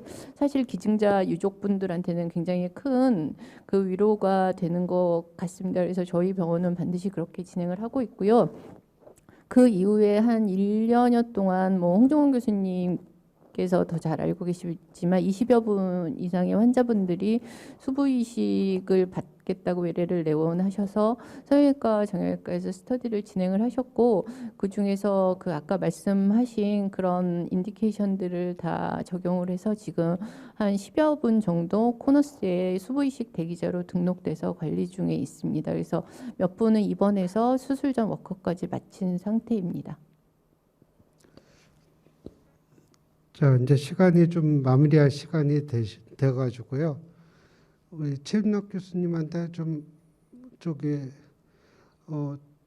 수부이식에 관해서 좀 마지막으로 좀 지금 심포지움에 참여하신 분들한테 꼭 하고 싶은 말 있으면 좀 해주시면 어떨까 하는 생각이 아니면 뭐 홍보라도 좋고요.